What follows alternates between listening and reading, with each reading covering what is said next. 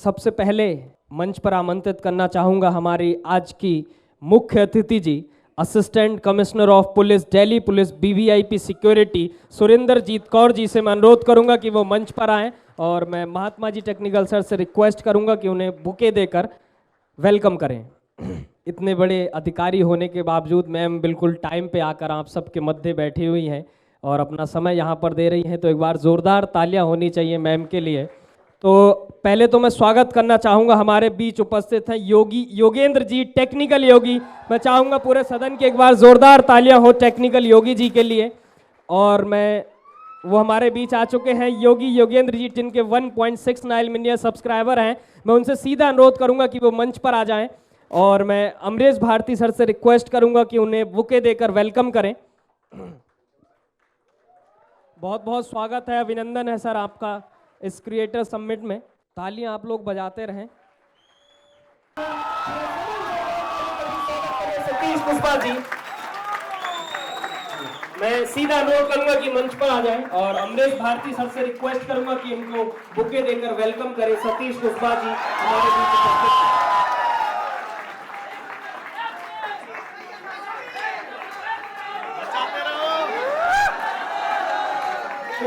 Coca Cola, Pepsi. अभी रिगी वाले sir हमारे बीच आ गए हैं, सृजन संडालिया जी। पूरा सदन एक बार जोरदार तालियां बजाए। मैंने जैसे कि बताया कि पूरे हिंदुस्तान में किस तरह से क्रिएटर्स की कम्युनिटी को जोड़ के रखना है, वो ये कर रहे हैं, तो ये अपने आप में एक बहुत अहम काम है। अब मैं मंच पर आमंत्रित करना चाहूँगा रूपेश केसारी जी से, रिक्वेस्ट करूँगा कि रूपेश केसारी जी मंच पर आएँ। रूपेश केसारी जी, और मैं अमरेश सर से रिक्वेस्ट करूंगा कि इनको बुके देकर वेलकम करें। मैं रिक्वेस्ट करना चाहूँगा सरताज क्लासेस कि वो मंच पर आएँ और मैं पुनः अमरेश सर से रिक्वेस्ट करूंगा कि उन्हें बुके देकर वेलकम करें। आप लोग तालियां बजाते रहें। कैल्विन क्लासेस रिक्वेस्ट करूंगा कि आप भी मंच पर आएँ। अभिषेक कर जी अगर यहाँ पर उपस्थित है, पवन अग्रवाल जी, अभिषेक कर जी वो भी मंच पर आएँ और मैं अमरेश भारती सर से रिक्वेस्ट करूंगा कि वो बुके देकर हमारे मेहमानों का स्वागत करें, वेलकम करें। इसी बीच मैं अनुरोध करना चाहूँगा बेंचमार्क की टीम से हमारे बीच उपस्थित हैं चंदन मिश्रा जी, उनसे रिक्वेस्ट करूंगा कि कृपया वो मंच पर आ जाएं और अमरेश सर से रिक्वेस्ट करूंगा कि उनको बुके देकर वेलकम करें। दीप प्रज्वलन आप सबके समक्ष हो रहा है।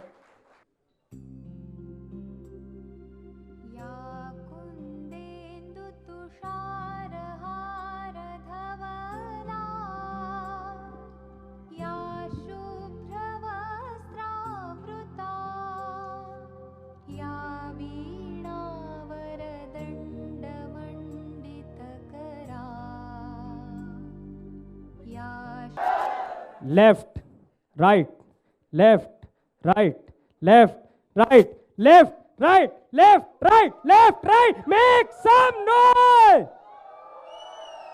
शोर थोड़ा सा कम है। मैं चाहूंगा पूरा सदन एक बार जोरदार शोर के साथ मंच पर आवाज दे। महात्मा जी टेक्निकल अमरेश भारती जी आइए सर, बहुत बहुत स्वागत है आपका।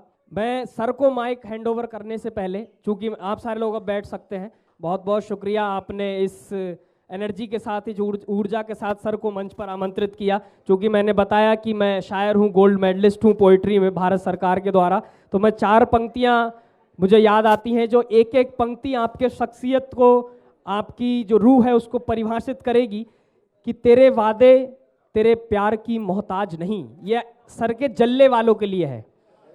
तेरे वादे तेरे प्यार की मोहताज नहीं, ये कहानी किसी किरदार की मोहताज नहीं, और लोग दिल में बसाए फिरते हैं इन्हें, इनकी शोहरत किसी अखबार की मोहताज नहीं। तो एक बार जोरदार तालियां अमरेश भारती सर के लिए। Thank you so much everyone, thank you so much. Lights on कर दीजिए एक बार। हम सब रोशनी में रहना पसंद करते हैं क्रिएटर्स, है कि नहीं? हमें लगता है यार 2 लाइट इधर कम है, बढ़ा यार, है कि नहीं? तो हमें लाइट की बहुत आवश्यकता है। और सबसे पहले thank you so much ma'am कि आपने बहुत अच्छी बातें कही। हम क्रिएटर्स ना हर एक में जोड़ लेते हैं। मैम ने बहुत सी बातें कही, जिनमें एक बात थी कि 5 लाख रुपए। कितने लोग सुन रहे थे वो वाला लाइन? हम सबको याद आ रहा था कि कुछ स्पॉन्सरशिप हमें भी ऑफर होते हैं ऐसे, है ना? लेकिन ऐसे योगी जी की हम कभी भी ऐसे मेल का रिप्लाई नहीं करते हैं। पीछे वाले कह रहे कर देते हम तो है ना। बहुत बढ़िया। बाकी हमारे जो पैनलिस्ट हैं उन्होंने इतना अच्छा बहुत सी बातें कही। मैं आपको एक चीज कहना चाहूंगा इन सभी के लिए, हम 5 मिनट में किसी की पूरी हिस्ट्री नहीं समझ सकते। चाहे वो प्रशांत जी हो, पवन सर हो। पवन सर कह रहे थे मैं प्रिपरेशन होके नहीं आया, और सबसे ज्यादा हुडिंग उन्हीं में बजी है भाई साहब, है ना। बहुत बढ़िया। बहुत अच्छा लगा। सबसे पहले आप सबका दिल से धन्यवाद कि आप यहां पे हैं। दिल से जोरदार तालियां आप अपने लिए एक बार, जोरदार।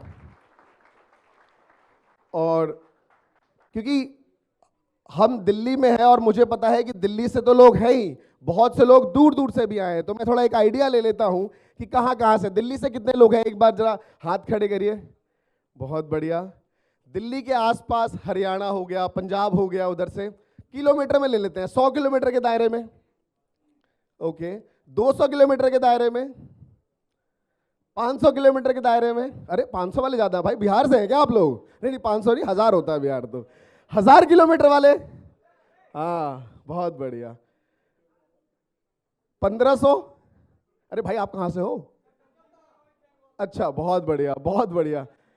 तो थैंक यू सो मच कि आप इतनी दूर दूर से मिलने के लिए आए। बहुत से लोग कह रहे हैं सर आपसे नहीं, हम तो क्रिएटर से मिलने आए हैं, है ना। जब आपने फोटो ज्यादा लगा दी तो हमारा दिल लग गया आने के लिए। तो ये सब सारा प्रोपेगेंडा था आपको बुलाने के लिए।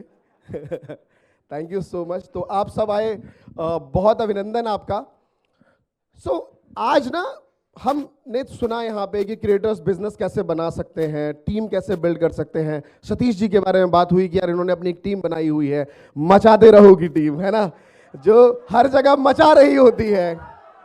Right right. और सतीश जी ने कुछ पैसे भी बंटवाए हैं पीछे आज मुझे लग रहा है ना। तो बहुत बढ़िया। ये चीजें सब समझ आ रहा था कि यार टीम चाहिए, राइट। हमें अपना खुद का एक बिजनेस चाहिए, टीम के लोग चाहिए जो कलीग्स हो। तो सर ने कहा हम तो शादी ही कर लिए, बात खत्म, है ना। और उन्होंने कहा 1+1, लोग ढूंढ रहे थे 10 बंदे और कहां से ढूंढ, उन्होंने कहा शादी कर लो, बात खत्म, है ना। 10 के बराबर है हर फील्ड में, हमारी पछाड़ने में और बिजनेस में भी आगे जाने में, राइट। बहुत बढ़िया। तो thank you so much Kanchan ma'am कि आप यहाँ पे आए और मुझे बहुत अच्छा लगा। इनके चैनल पे 10 मिलियन से ज्यादा सब्सक्राइबर्स हैं, ब्लॉगिंग के चैनल पे मिलियंस ऑफ सब्सक्राइबर्स हैं।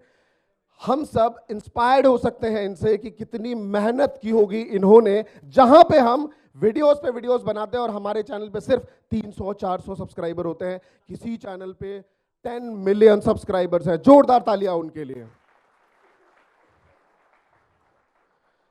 एक बात तो समझ आ गई कि यार हमें क्या करना है, यूट्यूबर्स बनना है।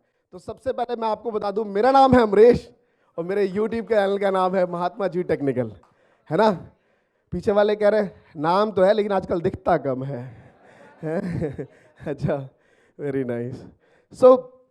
ये हमने अपनी शुरुआत करी थी आज से कुछ 6-7 इयर्स पहले, जहाँ 22 अक्टूबर 2016 को मैंने अपना ऐसे ही, मैम ने कहा कि बस शुरू तुम्हें कुछ ना गोल डिसाइड करना पड़ेगा और लगना पड़ेगा। हमने भी ऐसे ही अपना एक यूट्यूब चैनल शुरू किया कि बस कुछ लोग हमें जान जाए, नेम फेम के लिए। पैसा तो हमें पता ही नहीं था कि यार यूट्यूब से पैसा भी कुछ बनता है। आज बात करते हैं यार क्रिएटर्स के बारे में। हम ना क्रिएटर्स पे बात कर रहे थे, पैसा कितना बाहर लिखा हुआ था, MLM, नेटवर्क मार्केटिंग का बिजनेस, है ना। पैसे पैसे की बात चल रही है यूट्यूबर्स में, क्योंकि हमें पता है कि हर क्रिएटर बिजनेस बनाता है। आज शायद मैंने ये शूट पहन लिया बहुत दिनों बाद, बहुत से लोगों के फोर्स करने के ऊपर, नहीं तो हमेशा लोग मुझे कहते हैं महात्मा जी बड़े डाउन टू अर्थ है यार, चप्पल में आ जाते हैं, है ना। लेट्स बिल्ड कि कैसे क्रिएटर्स बना जाता है। देखिए मार्केट में ना जब भी हम एजुकेशन लेते हैं तो कुछ प्रोफेशंस है जिनका नाम गिनिए। क्या बनना है? डॉक्टर, लॉयर्स और इंजीनियर। और एक तरफ रख दीजिए क्रिएटर्स, सिर्फ यूट्यूबर्स ही नहीं, क्रिएटर्स। आज क्रिएटर्स चाहे चेहरा दिखाएं, चुपके से पैसा कमाएं या फिर दिखा के कमाएं, कमा जरूर रहे हैं, हर क्रिएटर्स हैं। अब देखिए मेरे कई ऐसे मित्र हैं जो डॉक्टर हैं, जब मैं उनसे मिलता हूं तो कहते हैं अमरेश क्या बताऊं यार, हमारा तो टाइम का कुछ ठीक ही नहीं रहता, सुबह पेशेंट कब कौन आ जाए, मरीज का इलाज हमें देखना पड़ता है सारा कुछ। और क्रिएटर्स कहते हैं भाई हम तो जब मर्जी वीडियो बना देते हैं, है ना, सुबह भी शाम भी जितनी मर्जी खिंचवा ले हमसे। देखिए फर्क दोनों में क्या है, खुश रहने का फर्क है। मैंने आज तक 7 इयर्स के करियर में आज तक किसी क्रिएटर्स को यूट्यूब पे उदास होते हुए नहीं देखा।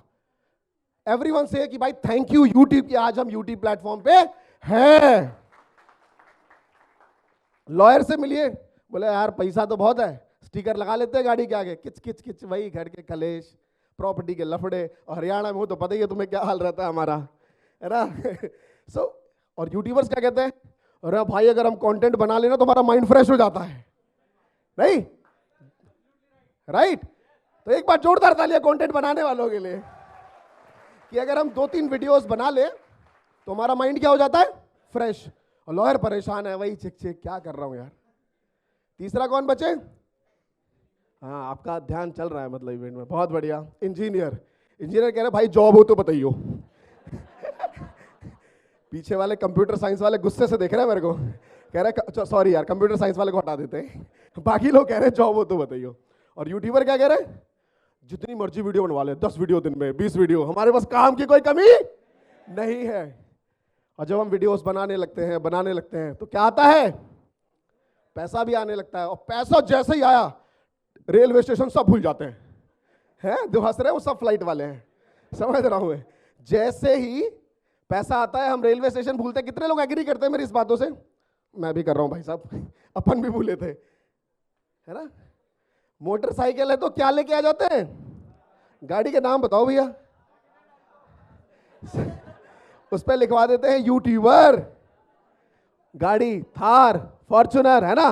और उसके नीचे एक लाइन लिखवाते हैं, क्या लिखवाते हैं, जलने वालों हम थार ले आए, है कि नहीं। तो ये एक यूट्यूबर का करियर है यार। सो धीरेंद्र ने बहुत जबरदस्त आपको शेर और शायरी करी, तो मैं भी सोच रहा हूं एक आध शेर और शायरी मैं भी मार ही दूं। तो एक लाइन है बीच में शुरू करना चाहता हूं उस चीज को लेके कि जब लाइफ में बनना हो हीरो, क्यों बोलना चाह रहा हूं, क्योंकि हम ना जीरो से शुरुआत करते हैं कि नहीं। और 10 सब्सक्राइबर अपन खुद ही होते हैं शुरू के, करेक्ट है ना। 0 सब्सक्राइबर से शुरुआत करते हैं। तो लाइफ में बनना हो हीरो तो ज्यादा मत सोचो है मेरे वीरो, शुरू करो learning starting from the zero. तो हमेशा ना शुरुआत, ताली ताली ताली, माहौल बनना रहना चाहिए। इस मामले में तो मैं ठीक भी हूं, जब मैम यहां पे थी तो मैं हमेशा जैसी क्लैपिंग लूं मैम आगे बढ़ जाए, मैंने कहा यहां पे रुकना पड़ेगा। पीछे से किसी सज्जन ने मेरा साथ दिया और जैसी मैम 1 मिली सेकेंड गैप में तालियों की गुंजार हम करते थे बीच में। Thank you so much ma'am, आपने इतना जबरदस्त स्पीच दिया। क्रिएटर्स काफी मोटिवेट होंगे इस चीज से। तो हम सबको कहां से शुरुआत करनी पड़ती है, जीरो से।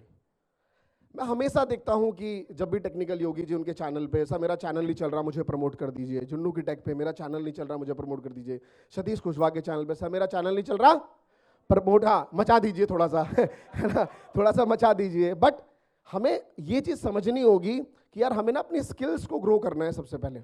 सीरियसली मैं आपको बताता हूँ, जितने भी क्रिएटर्स चाहे जिनके मिलियन सब्सक्राइबर्स हो, 5 मिलियन हो, 10 मिलियन हो, अगर आप उनसे एक वर्ड पूछेंगे कि आपकी तरक्की में किसका हाथ है, तो सबसे पहले मन में बोलेंगे भगवान का, फिर बाद में बोलेंगे भाई हमारे अंदर टैलेंट था यार, है ना। राइट। तो स्किल आपको ग्रो करनी पड़ेगी। और यूट्यूब जो है ना और क्रिएटर्स, ये आपकी एज को भी कम करता है। ये आपकी क्या करता है, एज को। लड़कियां के चेहरे पे स्माइल आ गई, बात खत्म, बस ये वाला फॉर्मूला दे दो हम चले, है ना। कैसे करता है आपको बताता हूं। एक तरफ हाँ ये वाला माहौल रहेगा, घंटी चाहिए, एप्पल है ना, एक और थार के बाद हम फोन भी लाते हैं एप्पल, ये ध्यान रखिएगा। सो यूट्यूब क्या करता है मैं आपको बताता हूं। जब हम यूट्यूब पे आते हैं तो हमारा एक दोस्त होता है जो यूट्यूब नहीं होता, उसकी एक परचून की दुकान होती है, राइट। हम भी बैठे हैं, वो भी बैठा है, मीन एवरेज मान लेता हूं 21 साल की एज आपकी। आपने पहली वीडियो बनाई कौन सी, किस निश पे, योगी जी बताएंगे सर किस निश पे बनाई जाए पहली वीडियो।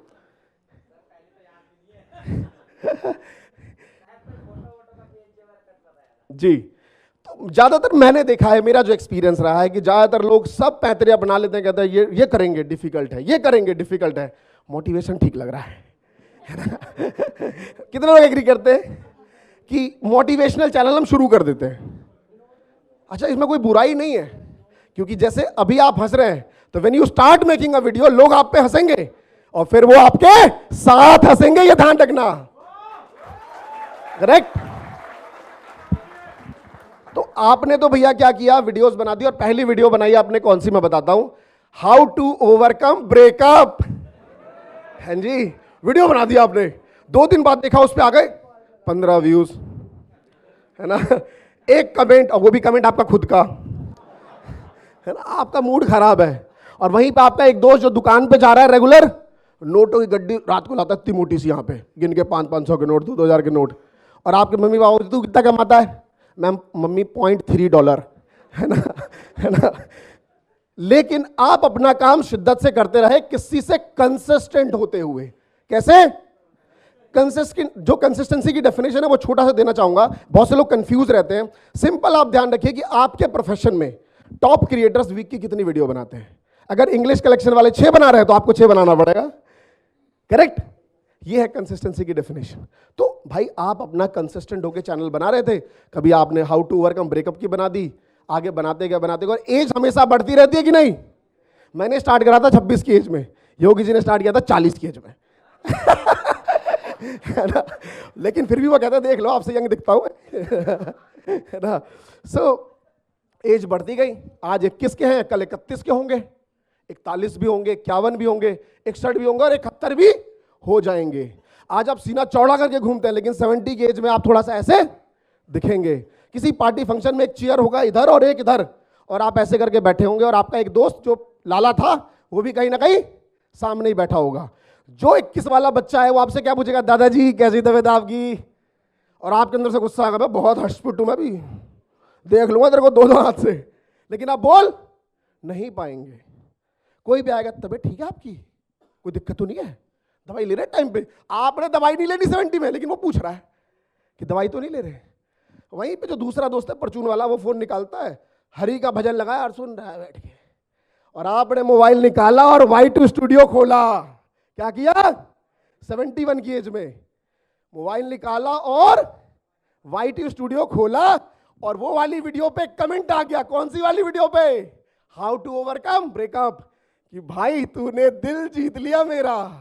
और 71 की एज में आपको फील होगा कि यस अभी भी हम लौंडे हैं जोरदार तालियां एक बार, राइट। तो एज अ क्रिएटर हमें ये पावर मिलती है। पैसे की बात इसलिए करते हैं क्योंकि हम ज्यादा कमा रहे हैं, है ना लेकिन हमें प्यार और सम्मान बहुत मिलता है। जितने भी एजुकेशनल टीचर्स हैं, जब वो यूट्यूब पे आते हैं, चंदन जी मुझसे कह रहे थे कि इनको कुछ दो ना दो, सम्मान बहुत देना इनको, है ना सम्मान चाहिए होता है हमें। चाहे हम यूट्यूब पे हो, फेसबुक पे वीडियो बना रहे हो, इंस्टाग्राम पे वीडियो बना रहे हो, रील्स बना रहे हो, शॉर्ट बना रहे हो, ब्लॉगिंग बना रहे हो, अगर आपको सम्मान ना मिले तो फिर मजा नहीं। और मजे के चक्कर में सबसे ज्यादा सम्मान हमें यूट्यूब से मिलता है कि नहीं?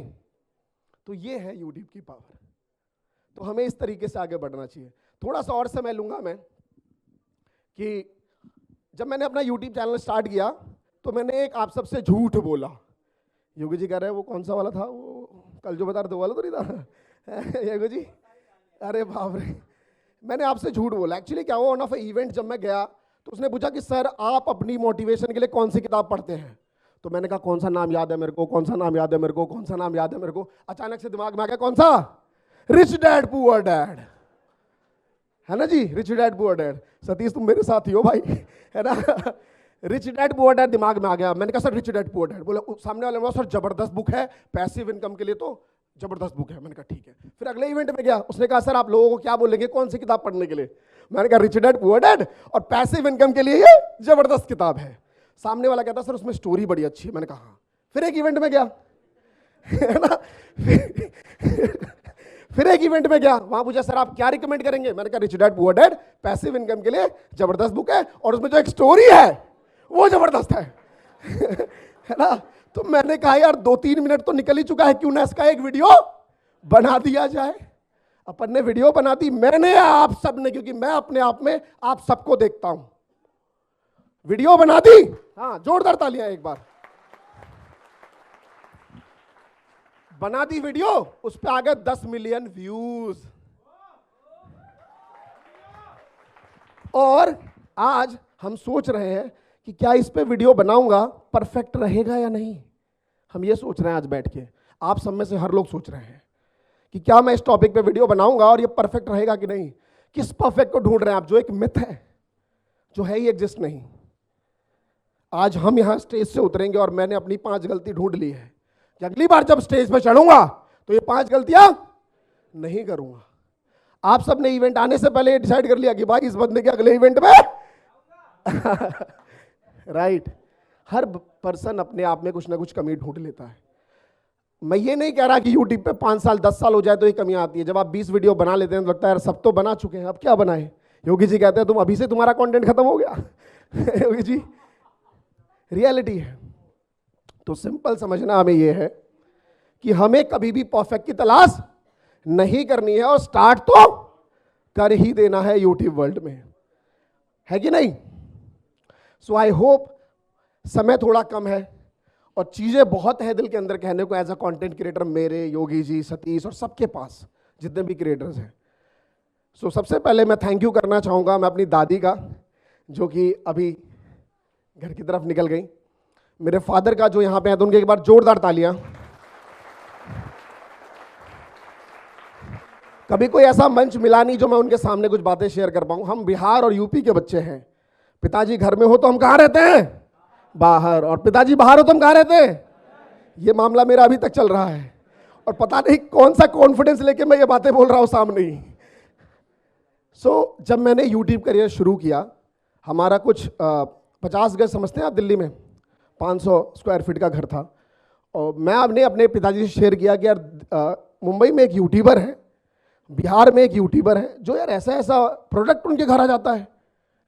मेरे पापा बड़े इंटरेस्ट लेके देखते थे। मुझे याद है कि जितना आज हम यूट्यूब के बारे में डिस्कशन नहीं करते हैं, मैं और मेरे फादर आज से 7 साल पहले उसी सोफे पे बैठ के लंबो डिस्कशन करते थे। तो जोरदार तालियां एक बार उनके लिए। जोश टॉक में मैंने एक बार कह दिया कि हम बहुत गरीब थे, तो उन्होंने थप्पड़ मार दिया, बोले तू गरीब कब था बे, तू गरीब कब था। तो इस दुनिया में पिता ही ऐसा वो इंसान होता है जो तुम्हें कभी एहसास नहीं होने देता कि तुम गरीब हो, जब तक तुम्हें खुद से पता नहीं चल जाए। सो थैंक यू सो मच मेरे फादर का कि वो आए और उन्होंने मुझे अप्रिशिएट किया इस कामों को लेके। जैसे ही मैं घर से गाड़ी में निकला तो उन्होंने फ़ोन किया मैनेजमेंट टीम को कि बाउंसर बाहर भेजो यार, है ना। अच्छा लगा मुझे। सो thank you so much everyone. I hope आज के सेशंस में जो बाकी क्रिएटर्स आएंगे जो आपको बहुत कुछ बताएंगे। और थैंक यू सो मच मैं कहना चाहूँगा रीगी टीम का, कि जिन्होंने स्पेशली इतनी अच्छा एक प्लेटफॉर्म बनाया जहाँ पे क्रिएटर्स आपस में यूनाइट हो पाए। चाहे वो दिल्ली हो, लखनऊ हो, अलग अलग शहरों में वो ऐसी कोई एक्टिविटी कराते हैं जहाँ पे क्रिएटर्स आपस में मिल पाएँ, आपस में एक दूसरे से कोलैबोरेशंस कर पाए। और मैंने देखा है कि हमारे करियर ग्रोथ में कहीं ना कहीं थोड़ा बहुत कोलैबोरेशंस का हाथ रहा है। तो एक बहुत अच्छी चीज़ है कि वी मेक क्रिएटर्स, जो मैंने आज से 4 साल पहले फाउंड किया।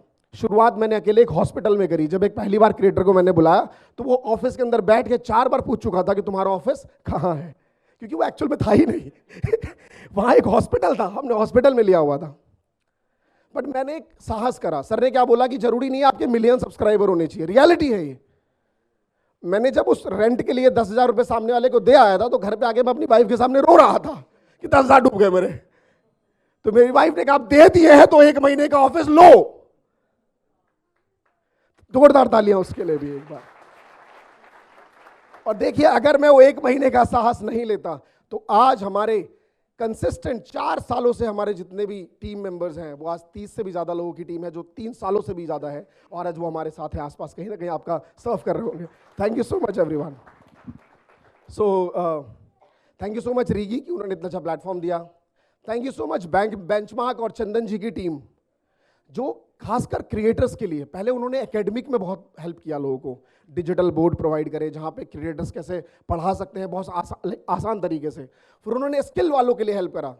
आज देखिए मैं डिजिटल बोर्ड में बनाता हूँ, बहुत सारे क्रिएटर कहते हैं जब से तुमने डिजिटल बोर्ड लगाया है तभी से तुम्हारे वीमे क्रिएटर पे व्यूज आ रहे हैं right. So thank you so much benchmark की टीम जिन्होंने इतनी अच्छी टेक्नोलॉजी बनाई जो आज हर क्रिएटर्स को, चाहे वो स्किल में है या नॉन स्किल्ड में है, हेल्प कर रही है उनके व्यूज को बढ़ाने के लिए। Thank you so much everyone. Thank you so much. Thank you so much everyone. Thank you so much sir. Thank you so much. So मैं जाने से पहले एक लाइन आपसे कहना चाहूंगा, क्योंकि हम सब ने कहां से करी है शुरुआत, 0 से।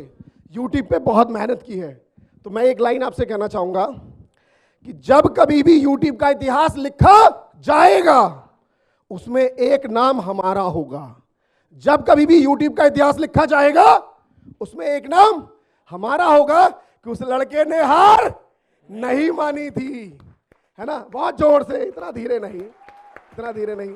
मैं आकिब और कैमरामैन की पूरी टीम को कहूंगा वो स्टेज पे आ जाए एक बार। कुछ हम ये वाली लाइन इंटरनेट वर्ल्ड में रजिस्टर्ड करना चाहते हैं, कर ले इसको जी।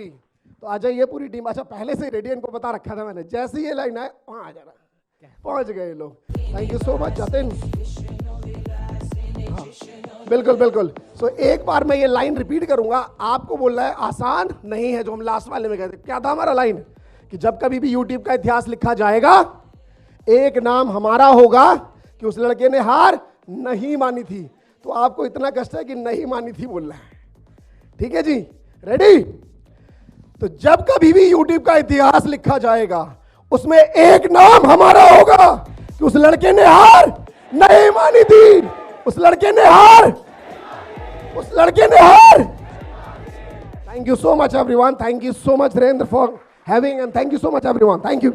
तो सबसे पहला जो पैनल डिस्कशन है उसके जो मॉडरेटर है वो है प्रशांत जी। सबसे पहले तो मैं चाहूँगा पूरा सदन एक बार जोरदार तालियां प्रशांत जी के लिए बजाए। वो मंच पर आए जिन्होंने, मेरे को अभी हाल ही में पता चला कि इन्होंने 3 साल के अंदर यूट्यूब की दुनिया से 15 करोड़ का टर्नओवर रेवेन्यू जनरेट किया है। एक बार जोरदार तालियां प्रशांत जी के लिए। तो जो टॉपिक है हमारा आज का वो है how creators can make business.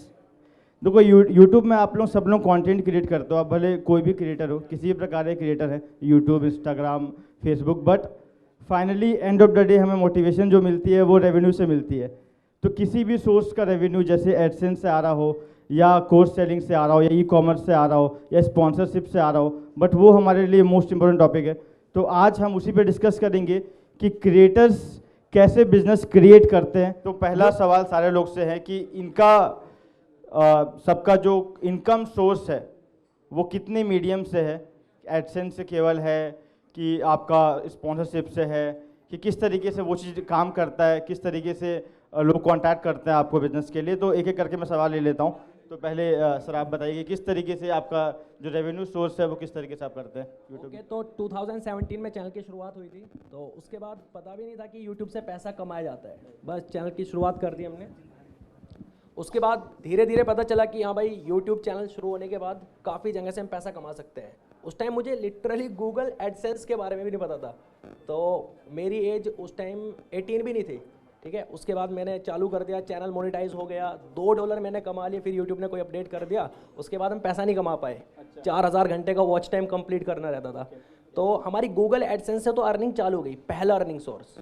उस टाइम वो अर्निंग भी मेरे लिए बहुत होती थी, $200-250 कमाना। तो उसके बाद थोड़ा थोड़ा हमने ग्रो किया, तो जुन्नू की टेक चैनल का नाम कर लिया। तो उसके बाद पता चला कि यार वेबसाइट भी तो बना सकते हैं, लेकिन ये नहीं पता था कि मेरे दिमाग में ये था कि यार जब वीडियोस बनाते हैं तो लोग पढ़ेंगे क्यों। तो उसके बाद मुझे पता चला कि हाँ यार, लोग पढ़ते भी, आर्टिकल पे भी व्यूज़ आते हैं। तो उसके बाद वेबसाइट बना ली junnukitek.com, और वो मैंने पैसों में नहीं बनाई थी, किसी से बनवा ली थी कि मैं तेरा प्रमोशन कर दूंगा, मेरी वेबसाइट बना दे। तो उस टाइम यूट्यूब की वजह से पहला अर्निंग सोर्स गूगल एडसेंस, दूसरा अर्निंग सोर्स बन गया वेबसाइट, और वेबसाइट से मैंने इतना पैसा कमाया जितना मैंने यूट्यूब के एडसेंस से भी नहीं कमाया। कमाल है, कमाल है, जोरदार तालियां इनके लिए। देखो वही मेन चीज़ होती है कि आपका जो ट्रैफिक आ रहा है आपके चैनल पे, देखो अभी स्टार्टिंग पे धीरे धीरे ट्रैफिक ग्रो होगा सभी के चैनल पे, बट जो ट्रैफिक आ रहा है उसको किस डायरेक्शन पे देना है, ठीक है।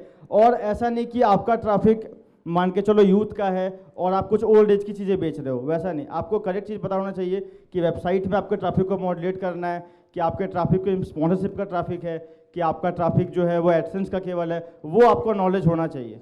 तो मैं आपको बताऊंगा कि कैसे आप अपनी YouTube वीडियो से बहुत ज़्यादा फायदा उठा सकते हो। सिर्फ एक वीडियो बनाकर उसके बारे में बातें करेंगे। तो अभी अर्निंग सोर्स के बारे में बातें कर लेते हैं कि अभी मैं कहाँ से अर्न कर रहा हूँ, ये बताना ज़रूरी है, लोगों को मोटिवेशन भी मिलती है। पहला गूगल एडसेंस, जिसके रिवेन्यू को मैं अभी के टाइम में कुछ नहीं मानता, सही बताऊँ तो। मैं यूट्यूब चैनल की एडसेंस की बात कर रहा हूँ। दूसरा अपना अर्निंग सोर्स हो गया ब्लॉगिंग।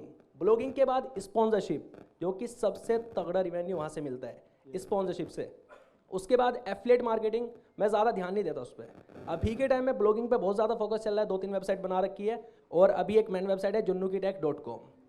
तो हमारे ये 3-4 अर्निंग सोर्स हैं, यहाँ से हम अच्छा खासा रिवेन्यू जनरेट कर रहे हैं अभी के टाइम में। स्पॉन्सरशिप से भी काफ़ी पैसा मिल जाता है। मैं बता देता हूँ थोड़ा सा कि किस तरीके से आप यूट्यूब वीडियो से फ़ायदा उठा सकते हो। अगर आपका चैनल है ना, तो एक वेबसाइट बना लो। मेरा जुन्नू की टैग है, junnukitek.com मैंने बना लिया, और भी मेरे बहुत सारे वेबसाइट्स हैं, ठीक है। तो मैं क्या कर रहा हूँ कि जुन्नू की टेक पे सपोज मुझे कोई वीडियो बनाना है, बहुत सारे क्रिएटर सभी इंस्टाग्राम चलाते होंगे, तो हर कोई चाहता है कि मैं यूट्यूब पे सर्च करूँ कि हैशटैग कौन से लगाएं, टाइटल कैसे लिखें या रील को वायरल कैसे करें, हर कोई सर्च करता है और ये कीवर्ड मिल भी जाएगा। तो उस टॉपिक पर हम वीडियो बनाते हैं और एक आर्टिकल हम अपनी वेबसाइट पर भी लिख देते हैं। तो उससे क्या होता है, हम लोगों को बताएंगे, अपनी वीडियो में सारे हैशटैग बता देंगे कि हमें क्या करना है, अपनी वीडियो में हैशटैग्स के बारे में बात करनी है, कैसे हमें उससे फ़ायदा उठाना है। तो हमें बेसिकली क्या करना है कि उस जो हमारी वीडियो पे व्यूज़ आ रहे हैं, मान लो 50,000 व्यूज़ आ रहे हैं, तो 50,000 में से 30,000 भी अगर वेबसाइट पे जा रहे हैं, तो जितना वेबसाइट से अर्निंग हो जाएगा उतना उस वीडियो से नहीं अर्निंग होगा हमारा। राइट, वो तो करेक्ट बात है। तो इस तरीके से हमें अपनी वीडियो से वेबसाइट पे ट्रैफिक लेकर जाना चाहिए। जी करेक्ट है। तो सर ठीक है, बहुत आपसे सीखने को मिला। अर्नब जी, जी सर स्टार्टअप ज्ञान से सर हैं। तो मैं जैसे कि बता दूं कि YouTube तो हम, जैसे कि जुनू ने भी बताया कि स्पॉन्सरशिप मेजर सोर्स रहता है, उसके अलावा एड रेवेन्यू तो है ही। बट YouTube से पहले मैं जब कॉलेज में था तब मैं एज अ फ्रीलांसर काम करता था और उसमें मैं US से ऑर्डर्स लेता था। शुरुआत में मैंने खुद से काफ़ी डॉलर्स में कमाए, फिर अपने दोस्तों को भी काम आउटसोर्स किया, तो उससे काफ़ी इनकम हुई। बट धीरे धीरे मुझे समझ आया स्केल करना है तो और आउटसोर्स करना पड़ेगा। तो फिर मैं दूसरे फ्रीलांसर्स को जो मे बी नाइजीरिया, बांग्लादेश में बैठे हैं, जिनका डॉलर का रेट और भी कम है, वहाँ आउटसोर्स करने लगा। तो वहाँ से मुझे फ्रीलांसिंग की जर्नी शुरू हुई। फिर ऑफकोर्स यूट्यूब में sponsorship, ad revenue, affiliate marketing, इससे तो काफ़ी रेवेन्यू आता ही है। बट इस ईयर से हमने एजेंसी भी स्टार्ट कर दिया है, क्योंकि हम फाउंडर्स के साथ और स्टार्टअप्स के साथ काम करते हैं। तो उनका चाहे वीडियो प्रोडक्शन का काम हो, सोशल मीडिया का काम हो या इन्फ्लुएंसर मार्केटिंग का काम हो, क्योंकि यही सब चीज़ हम खुद करते हैं, तो वो सारी सर्विसेज भी देते हैं। तो इससे होता क्या है ना कि एक सस्टेनेबल रेवेन्यू सोर्स बन जाता है। यूट्यूब का क्या है कि थोड़ा ऊपर नीचे चलता रहता है, व्यूज़ आए तो अच्छी स्पॉन्सरशिप उस महीने मिल जाती है। तो इसलिए हमने एजेंसी भी स्टार्ट कर दिया है, जिससे एक सस्टेनेबल रेवेन्यू सोर्स मिल जाता है और उससे क्या किया, आप एक अच्छी खासी टीम भी बिल्ड कर सकते हो। तो यही 4-5 मेन अभी रेवेन्यू सोर्स हैं। Thank you. हाँ जी सर, सर बताइए सर क्या पूछना चाहते हैं? सर। आपका सवाल वही है सर कि आपका जो इनकम सोर्स है मेजरली किससे है, और आप यूट्यूब का जो ट्रैफिक है उसको किस तरीके से आप यूज़ कर रहे हैं? सर पहले मैं थोड़ी सी अपनी समस्याएं बताना चाहूँगा, क्योंकि ये मेरा मानना है कि समस्याएं आपके जीवन में बेवजह नहीं आती हैं। समस्याएं आपके जीवन में बेवजह नहीं आती, समस्याएं आती हैं ये इशारा लेकर कि आपको ज़िंदगी में कुछ करना है। तो मैंने जब जीवन में स्टार्ट किया था यूट्यूब, तो मेरे सामने बहुत बड़ी समस्या थी। 2016 की बात है, मेरी माँ कैंसर से पीड़ित थी और सारे पैसे लगा चुके थे, माँ गुजर गई और एडी मतलब मेरी बेटी पैदा हुई और इतनी ज़्यादा कर्जे में मैं था। मैं बेसिकली पेशे से बैंकर हूँ, बैंक मैनेजर रहा हूँ 15 साल, और फिर भी मैंने कोई इंश्योरेंस नहीं ले रखा था, हेल्थ इंश्योरेंस। ये थोड़ी छोटी सी बात है, बट हमारे लिए उस समय बड़ी प्रॉब्लम थी। चारों तरफ अंधकार ही अंधकार, अंधकार ही अंधकार, पैसे हर जगह से, हर कोई से हमने उधार ले रखे थे, चाहे वो जीजा हो, दीदी हो, रिश्तेदार हो, बाप हो, भाई हो, सबसे, बैंकों से। फिर मेरी वाइफ ने एक दिन बोला कि मैं ये कर सकती हूँ। क्या कर सकती हूँ पता है? यूट्यूब। उन्होंने कहा कि यूट्यूब और आपको मैं बताऊँ, यूट्यूब का वाई उन्हें नहीं पता था। और आप जैसे लोगों के वीडियोस देखे, टेक्निकल योगी बैठे हुए, सर बैठे हुए, महात्मा जी सर बैठे हुए, नाम जब सुनता था ना, उनको जब देखता था सीखने के लिए, तो कभी सपने में भी नहीं हो सकता था कि महात्मा जी जैसे लोगों से हम मिल पाएंगे ज़िंदगी में। तो मेरी ज़िंदगी की सबसे बड़ी कमाई ये है। और आज सर हम सबके जितने सब्सक्राइबर्स हैं मिला के आधे उनके सब्सक्राइबर्स हैं। तो ये भी पावर है यूट्यूब की। Thank you sir. जी कंटिन्यू। सर आप लोगों से ही सीखा है और आप लोगों के ही साथ कर रहे हैं। एक चीज़ मैं जानता हूँ, कंपटीशन कुछ नहीं होता है। आज मेरे सामने सरताज सर भी बैठे हुए। सरताज सर बहुत अच्छे मेरे मित्र हैं। कभी मैं उनसे कभी सोचता था कि मैं उनसे मिल पाऊंगा, जबकि मैं उनके घर के पीछे ही रहता था दिल्ली में। 7 साल में रहा और 7 साल के बाद मेरे डॉक्टर ने कहा या तो दिल्ली छोड़ दो या तो तुम्हारी ऐसी हालत हो गई, क्योंकि थोड़ा सा डिप्रेशन और पॉल्यूशन दोनों मिला के ऐसा हो गया था कि दिल्ली छुड़वा दिया। और मैं चंडीगढ़ गया, वहाँ पे मैंने जॉब छोड़ा। बॉस ने बोला बड़ा पछताएगा बेटा तू। मैंने कहा सर ये डायलॉग ना हिमेश मदान से मैंने सुन रखा है। तो वीडियोस सारे यूट्यूबर्स के देखता था। भले आप हमारी वीडियोस में रेफरेंस नहीं देखेंगे, क्योंकि देखो अगर आप बहुत ज़्यादा दिल से किसी को चाहोगे रेफरेंस आ जाता है। उन्हीं की तरफ बोलने लगते हो। हर किसी का देखो, हर किसी से रेफरेंस लो। मैं एक चीज़ जानता हूँ, आपको रेफरेंस लेना पड़ेगा। अगर आप सोचो कि अकेले करेंगे, अच्छी बात है, हिम्मत होनी चाहिए, लेकिन आपको रेफरेंस लेना पड़ेगा, चाहे वो टेक्निकल योगी हो, महात्मा सर हो, जैसे हो। सतीश सर रहे, सतीश जी के भी मैंने वीडियोस बहुत देखे, क्योंकि मेरे व्लॉगिंग चैनल भी है, उसमें 1.23 मिलियन सब्सक्राइबर्स है। इंग्लिश कनेक्शन में 10 मिलियन है और विद्यासा में है 2.3 मिलियन। वो तो कुल मिला के लगभग 1.5 करोड़ सब्सक्राइबर्स, लोगों का प्यार है। कमाई बहुत किया, इतना है कि अब मैं आपको बता दूं, मैं देखता नहीं कि बैंक में क्या आ रहा है क्या नहीं आ रहा है, ज़रूरत नहीं पड़ती है। लेकिन सबसे बड़ी जो कमाई है, आप लोगों का प्यार है, नमस्कार है कि आप लोग इतना प्यार देते हैं कि पहचानते हैं, एक लाइक देते हैं, सब्सक्राइब करते हैं और शेयर करते हैं। यही सबसे बड़ा प्यार है हमारे लिए और यही सबसे बड़ी कमाई है। तो अब मैं जैसे भी सर को सुन रहा था, मुझे लग रहा था यार कि यार स्कोप बहुत है, अभी कुछ नहीं है, I am not yet done. तो बहुत कुछ है करना गाइस। और मैं एक चीज़ जानता हूँ, यहाँ पे आज जो इन्होंने इतना अच्छा प्रोग्राम रखा है, क्रिएटर्स समिट, मेरे ख्याल से पिछले 1 सालों में नहीं हुआ है। और मैं आपको बताऊँ, मेरी एडी की, मेरी बेटी की थोड़ी तबीयत खराब थी, वो आ नहीं रही थी, तो उसकी वजह से उसकी माँ भी नहीं आ रही थी। बट सर से जैसे ही बात हुआ तो कंचन बोलती नहीं मैं भी चलूँगी, इतने क्रिएटर्स आने वाले हैं, मैं मौका नहीं छोड़ूंगी। और आप सब क्रिएटर हैं। सो एक बार मैं ताली बजाने के लिए ये बोलूँगा, we make creators, we make creators. जय हिंद।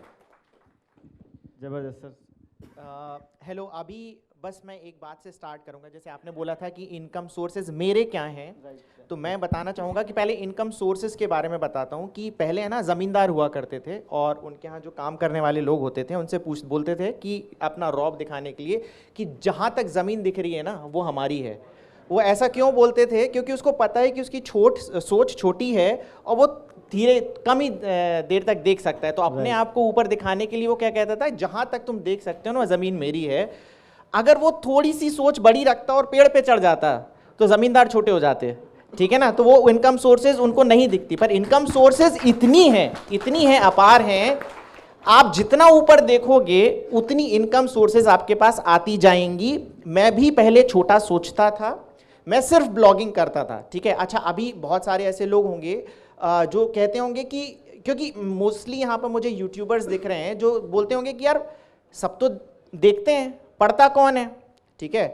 तो मैं एग्जांपल दूंगा यहाँ पर कि जैसे जोश टॉक्स है, सब इंस्पिरेशनल वीडियो के लिए देखते हैं। आई थिंक हर बड़ा यूट्यूबर वहाँ पर गया होगा और उसने अपनी स्टोरी वहाँ पर सुनाई होगी। योर स्टोरी के बारे में नाम सुना है? है ना? उसका ट्रैफिक जोश टॉक से ज़्यादा है, ठीक है। तो ऐसे भी लोग हैं जो पढ़ते हैं, आप नहीं पढ़ रहे हो क्योंकि आप ज़मीन से देख रहे हो कि कितनी ज़मीन है, ठीक है ना। पेड़ पे जब चढ़ोगे आप देखोगे कि पढ़ने वाले कितने लोग हैं। और अभी जब मैं YouTube में आया, मैं पहले जैसे मैं सिर्फ ब्लॉगिंग करता था तो मुझे लगता था यही दुनिया है। जब मैं YouTube में आया और मैं लोगों से बात करने लग गया, सर से मिल रहा हूँ, बाकी लोगों से मिल रहा हूँ, तो मुझे पता चल रहा है कि भाई आप जहां नजर डालोगे, आप जितनी, क्योंकि मैं बनिया हूं तो मैं कहता हूं बनिया बुद्धि आप जब लगाओगे तो आपको लगेगा कि यार इसमें से भी पैसे निकाले जा सकते हैं, इसमें से भी पैसे निकाले जा सकते हैं। तो इनकम सोर्सेस की कोई कमी नहीं है, सागर है, ठीक है। आप जितना मग्गा डालोगे ना उतने इनकम सोर्सेज निकलते आएंगे।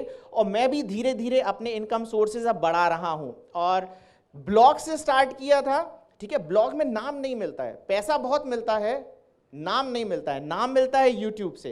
तो अब यूट्यूब में जब स्टार्ट हो रहा हूं और अर्नब भाई भी हमारे साथ बैठे हैं, तो पूरा का पूरा एक स्टार्टअप मैं बना रहा हूं, ठीक है। इतने ज्यादा मुझे इनकम सोर्सेज दिखने लग गए हैं कि मैं पूरा स्टार्टअप बनाने वाला हूं। तो ये मुझे पोटेंशियल लगती है यूट्यूब, ब्लॉगिंग और as a content creator.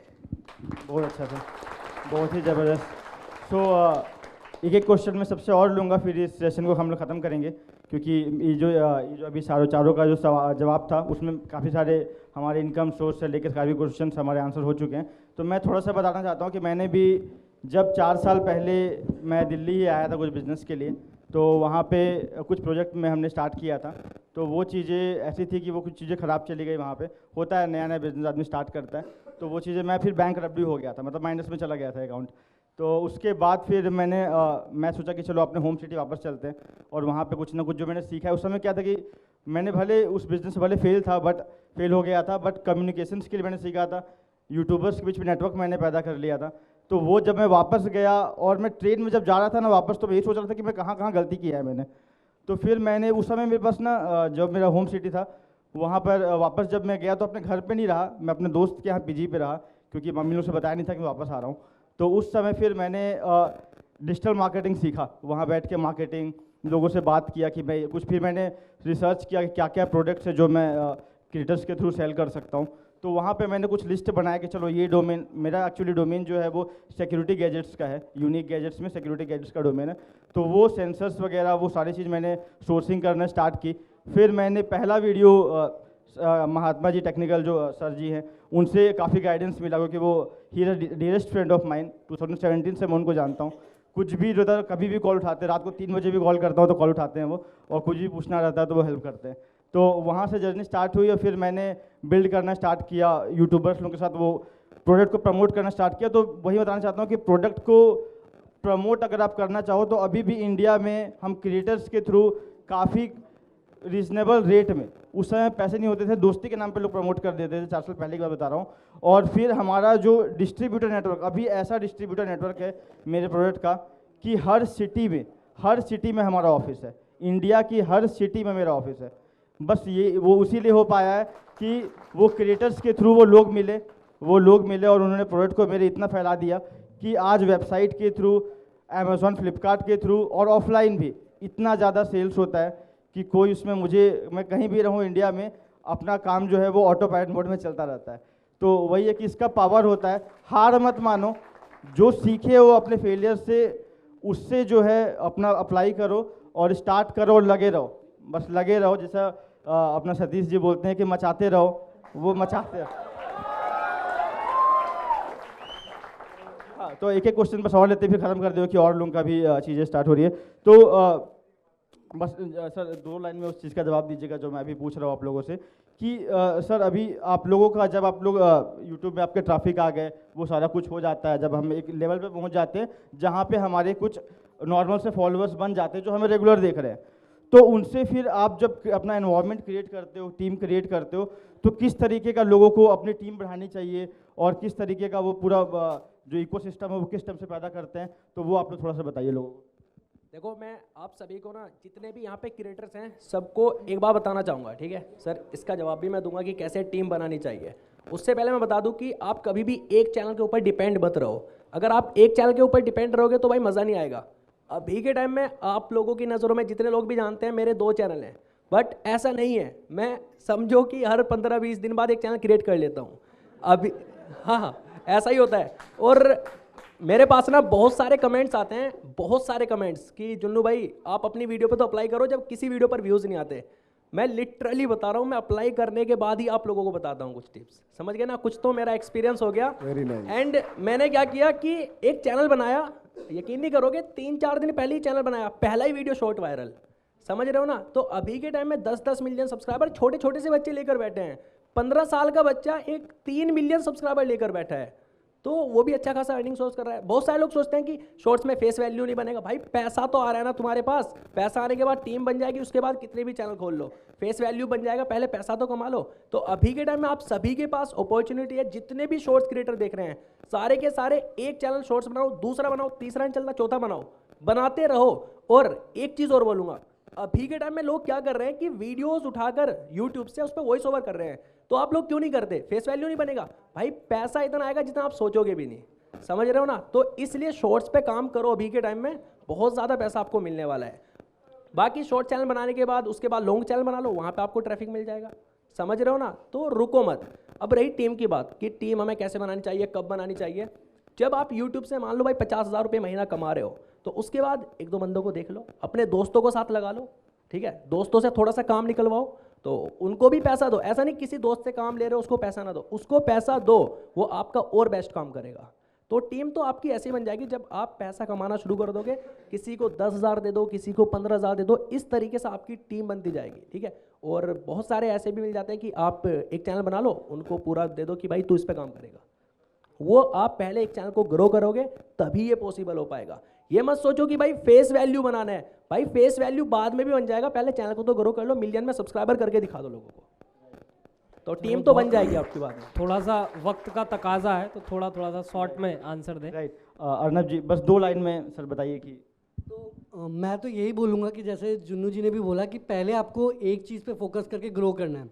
Once वहाँ पे सस्टेनेबल इनकम आ जा रही है तब आपके पास टाइम नहीं होगा एक चैनल की छोटी छोटी चीज़ें मैनेज करने के लिए। उसके बाद आप टीम बनाइए। और होता क्या है ना कि यूजुअली हम शुरुआत में बहुत सारी चीज़ें शुरू कर देते तो मैनेज नहीं कर पाते हैं।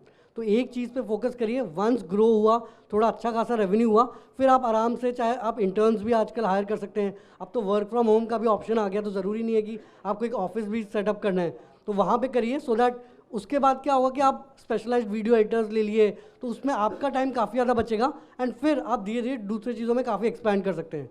तो मैं वही बोलूँगा, फोकस एक चीज़ पे करिए, ग्रो करिए उसको, और बीच में आप भी काफ़ी कुछ सीखेंगे। होगा क्या कि हमेशा सारी वीडियोस चलेंगी नहीं, बट मेन चीज़ है कि आपको कंसिस्टेंसी रोकनी नहीं है। अगर आपने डिसाइड किया कि यार हफ्ते का 2 वीडियो डालना है, चाहे कुछ भी हो जाए, आपकी 2 वीडियो चलनी चाहिए और वहीं से आपको ऑडियंस के फीडबैक से ही इंप्रूव करना है। ये नहीं देखना कि यार दूसरा चैनल बहुत ग्रो हो गया तो यार मैं कहीं पीछे तो नहीं रह गया, एल्गोरिथम मुझे सपोर्ट तो नहीं कर रहा। ऐसा नहीं है। अगर आप ऑडियंस की रिक्वायरमेंट समझेंगे तो बहुत जल्दी, कभी आपको पता नहीं चलेगा, 1 साल की मेहनत, उसके बाद 1 महीने में ही आप सारा ग्रो कर जाएंगे और उसके बाद धीरे धीरे करके एक एक करके आप टीम मेंबर ऐड कर सकते हैं। जी सर। Thank you. सो मैं बहुत ही स्ट्रांगली बिलीव करता हूँ कि 1 और 1 11 होते हैं और ये 11 जितनी जल्दी उतनी जल्दी कर लीजिए आप। मेरे चैनल पर 7 लाख सब्सक्राइबर्स थे पिछले साल जब मैंने कंचन को, मतलब अपनी वाइफ को ज्वाइन किया, और 8 लाख हो गए तो मैंने अपनी बेटी को ज्वाइन किया, मतलब ज्वाइन कराया, और 1 साल में लगभग हमने 10 गुना किया। तो टीम है तो सब कुछ पॉसिबल है। और दूसरी बार मैं एक चीज़ ये बोलना चाहूँगा कि देखिए, टीम ऐसा नहीं है कि टीम हम करेंगे जब 1 मिलियन हो जाएगा। 1 लाख भी है ना तो आप ज्वाइन कर लीजिए। टीम बनाने से आपकी मुट्ठी बनेगी। आप किसी को 1 उंगल से चाटा मारिए, 1 उंगल से काम करिए, आप 5 उंगल से काम करिए, स्पीड बढ़ जाती है, ज़्यादा बेटर आप कर पाएंगे। Thank you. मैं बस ये बोलना चाहूँगा कि सब कुछ मैंने टीम से ही स्टार्ट किया था। मैं एक ब्लॉगर हूँ और आज तक मैंने एक भी ब्लॉग नहीं लिखा है, तो आप समझ सकते हैं कि मैंने हमेशा टीम से काम कराया है। और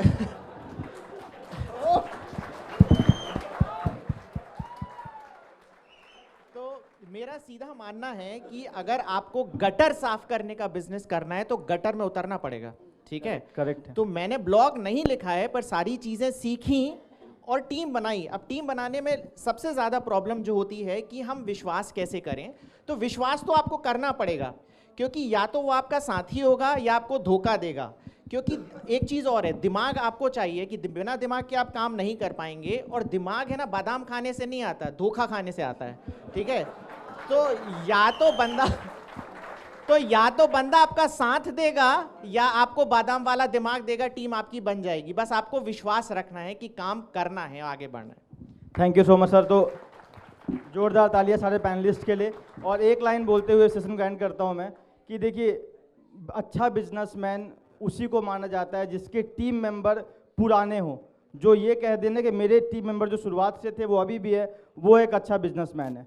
जिसके टीम मेंबर बदल रहे हो वो समझ जाओ कहीं ना कहीं कमी हो। तो ऐसा बिजनेसमैन बनो कि आप हर कुछ अडाप्ट कर सको। आपके टीम मेंबर आपके कलीग के जैसे होने चाहिए।